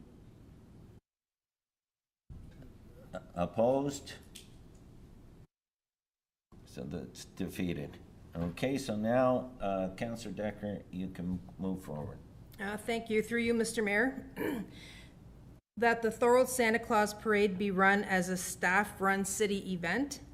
That additional funding in the amount of $35,000, total of $54,500, be approved as general budget overrun for staff to run the Santa Claus Parade, and that staff be directed to utilize the Thorold Santa Claus Parade Committee as event organizers. Thank you. Do you have a seconder for that? Councillor Sentence. Speakers to the motion. Go ahead, Councillor Wilson. Thank you, Mr. Mayor. I just want to make one comment that I think that it's still possible for us to fundraise for this event as well. So I'm sure that we can actually help with that budget overrun before the parade actually happens. Councillor Longo, I seen you had your hand up. Oh, yes, Mr. Mayor, I'll just make a quick comment. I agree with what Councillor Wilson said there. Hopefully there's some fundraising or some donations that come forward. But I will support this. I think the Santa Claus Parade is it's the largest community all ages event that the city of Thorold has ever put together. There are people lined up from one end of Sullivan Avenue to the other, down Front Street. This is, like I say, the #1 attended event over anything else for an all ages event. I will say the Canal Bank Shuffle maybe was big, but it was only for a certain age. I will support this event. I know it's a budget overrun. I hate doing that. But in this instance, I think we need to support our volunteers. I left the city committee over insurance concerns myself. I understand their concern. They need to be supported, and this is the only way we can do it. So I say we do it for this year. Next year's council can determine whether they want to continue and spend money on it, but I will support it for 2022. Thank you. Is there anyone else? Go ahead, Councillor Hanley. Supporting is one thing. We always, you know, I can imagine just how much we've overran our budget this year and that stuff over and above. We always fight, you know, for that 2% increase, and we probably up to about a 6 or 7% increase now with all the money we spent over and above budget. Why can't we just put this in as actually can be a recommendation to be a part of the 2023 budget deliberations for the next council also, instead of waiting until the 11th hour and then come forward and ask for 50, 60,000. Let it be known at the beginning of the year when we're doing budgets. So that's my comment. So you're agreeing with this, but you also want it to be included as a budget item in next year. Am I correct, Councillor Hanley? Yes. Yes, okay. Anyone else? There's a few comments that I want to personally make. I think the Santa Claus Parade is one of the most important events in this city. And I know the public from the events we've held so far this year is just dying to get out and enjoy the community and be part of a community event. I'm not worried about the budget overrun, and I'll tell you why. 3 reasons. Number one, we'll get some funding from sponsors, so it'll be less than that. The 2 previous Canada Day and 13 for 13, which I'd like to see a report come back in the future, we got back a lot of money. When we budgeted for was a lot less that we had to spend out of our pocket because of sponsorships. Both events were well supported by our businesses, by the upper levels of government, and so those events did not cost us what we budgeted for. And in fact, this money here, we got more than that from those 2 events to cover this budget overrun. So that is another reason why I'm so excited that, you know, that if council's direction agrees to pass this, because I see this as a no-brainer personally. Go ahead, Councillor Simmons. Yeah, I'm just very excited to see this back. This is the one thing that people talk about all year, and when it disappears, we're very disappointed. We had 2 years of COVID. To see this come back was great. Thanks, Sebastian and Tanya, and thank you, Councillor Decker, for this initiative to bring it back. Good work. Okay, go ahead, Councillor Decker. Thank you, Mr. Mayor. I know this is my motion. I just wanted to thank Tanya and Sebastian because they've put a lot of hard work and a lot of research and time to fight to get this parade back and running. So I want to say thank you to those of you who will support the Santa Claus Parade this year. So thank you. Thank you. Any further discussion? Seeing none. We had a mover and a seconder, correct? Okay. All those in favor? Opposed? And that is carried.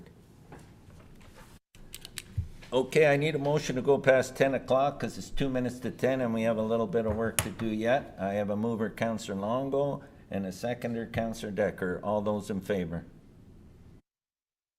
Opposed? That's carried. Okay.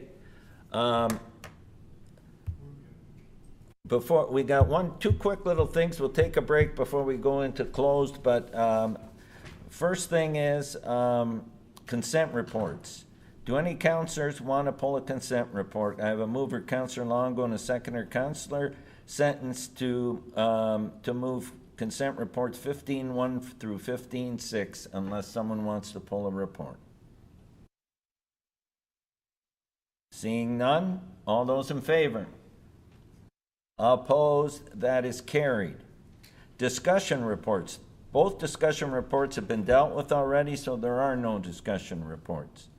Before we go into closed, Councillor Sentence, you wanted that notice of motion respecting the crossing guard? Yeah, Mr. Mayor, I'm not sure, maybe the clerk can help me, but I'd like to notice a motion, but I'd like to waive the procedures. So we First can. of all, and that's what we have to do. So first of all, to entertain that, we have to waive the procedure and we need a 2/3 vote, correct?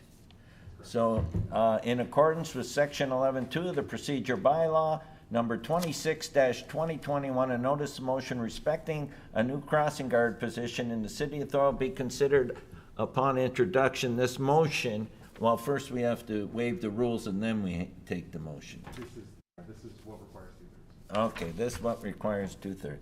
All those in favor?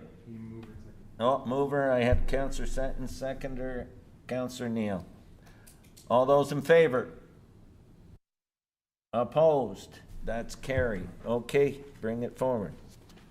Yeah, I'd like to make a motion that we put a crossing guard there now. To Councillor Longo's point, maybe Maria could give us, or we could get where we can get the money from. But this is a big safety issue, so I think we need this ASAP. Okay, and Councillor Longo before wanted the financial, you wanted to ask that question, Councillor Longo? No, I think Councillor Sutton just asked the same thing. Okay, so either Maria or Jason, if you can give us a heads up on that question. That would be to add a crossing guard to, is it Park Lane and Richmond, am I correct? Until we get the report back on how we're going to address that corner. Yeah, through you, Mr. Mayor. So we don't currently have any extra crossing guards to cover an additional location. So therefore, staff would need to either try to recruit as quickly as possible or put in possibly casual staff from the Public Works Department, at which case the cost could vary depending on which option is most viable. Maybe I can turn it over to Jeff, since the crossing guards will fall under his department now. Okay, Jeff, you picked up some more responsibility. Yeah, thanks, Mr. Mayor. Yeah, so we'd have to go through a recruitment process to get a person there. And in the meantime, we could use casual labor to fill in the gaps. Typically, we wouldn't call somebody in to do a split shift. We would fill in the rest of their day with other duties that are required. The risk is that there's some additional time that might push the casual labor into a situation where they become full-time because of the number of hours. I think from a budget point of view, we're looking at a number around $16,000 for one crossing guard. And that we would probably need to add another couple of $1,000s for signage and delineation of the crosswalk and that type of thing. So if it's council's wish, we can move ahead with that. The budget would have to be adjusted to reflect the additional level of service there. And I'll leave that up to the Director of Finance to determine where that comes from. But it can certainly be done in a fairly quick fashion. But I would like to look at other possibilities as part of this, including pedestrian-activated crossovers and some other things that would be more cost-effective in the long run. And I think, Jeff, that was the intent with the original thing as part of that safety and looking what to do to look at all those things. But this was because there's a short-term issue there to have some sort of safety. I think that was your concern. That's correct. Am I correct? Yeah, it's an immediate issue. So, sorry, I'd like to go ahead with this. Councillor Kenny, you had your hand up? Yeah, I just got one concern, and that would be if we just put a crosswalk there and a crossing guard there. I know it was mentioned something about a stop sign. Like, people are flying through there right now. Like, we better let that crossing guard know, like, yeah, you're a crossing guard, but just don't walk out in the middle. Like, it's a dangerous corner. Very dangerous spot. So I personally went there and watched. But just say, let's put a crossing guard there. I don't know if that's going to, I'll support it, but I don't know if it's going to solve the problem with the the speed of some of those cars, we need a cop there, really. Well, we can ask for some patrol, but the other thing might be, even if we had someone there that maybe help guide them up to the other corner or something, but we need, I don't have the answers, but anyway, Jason, I know we need to do something.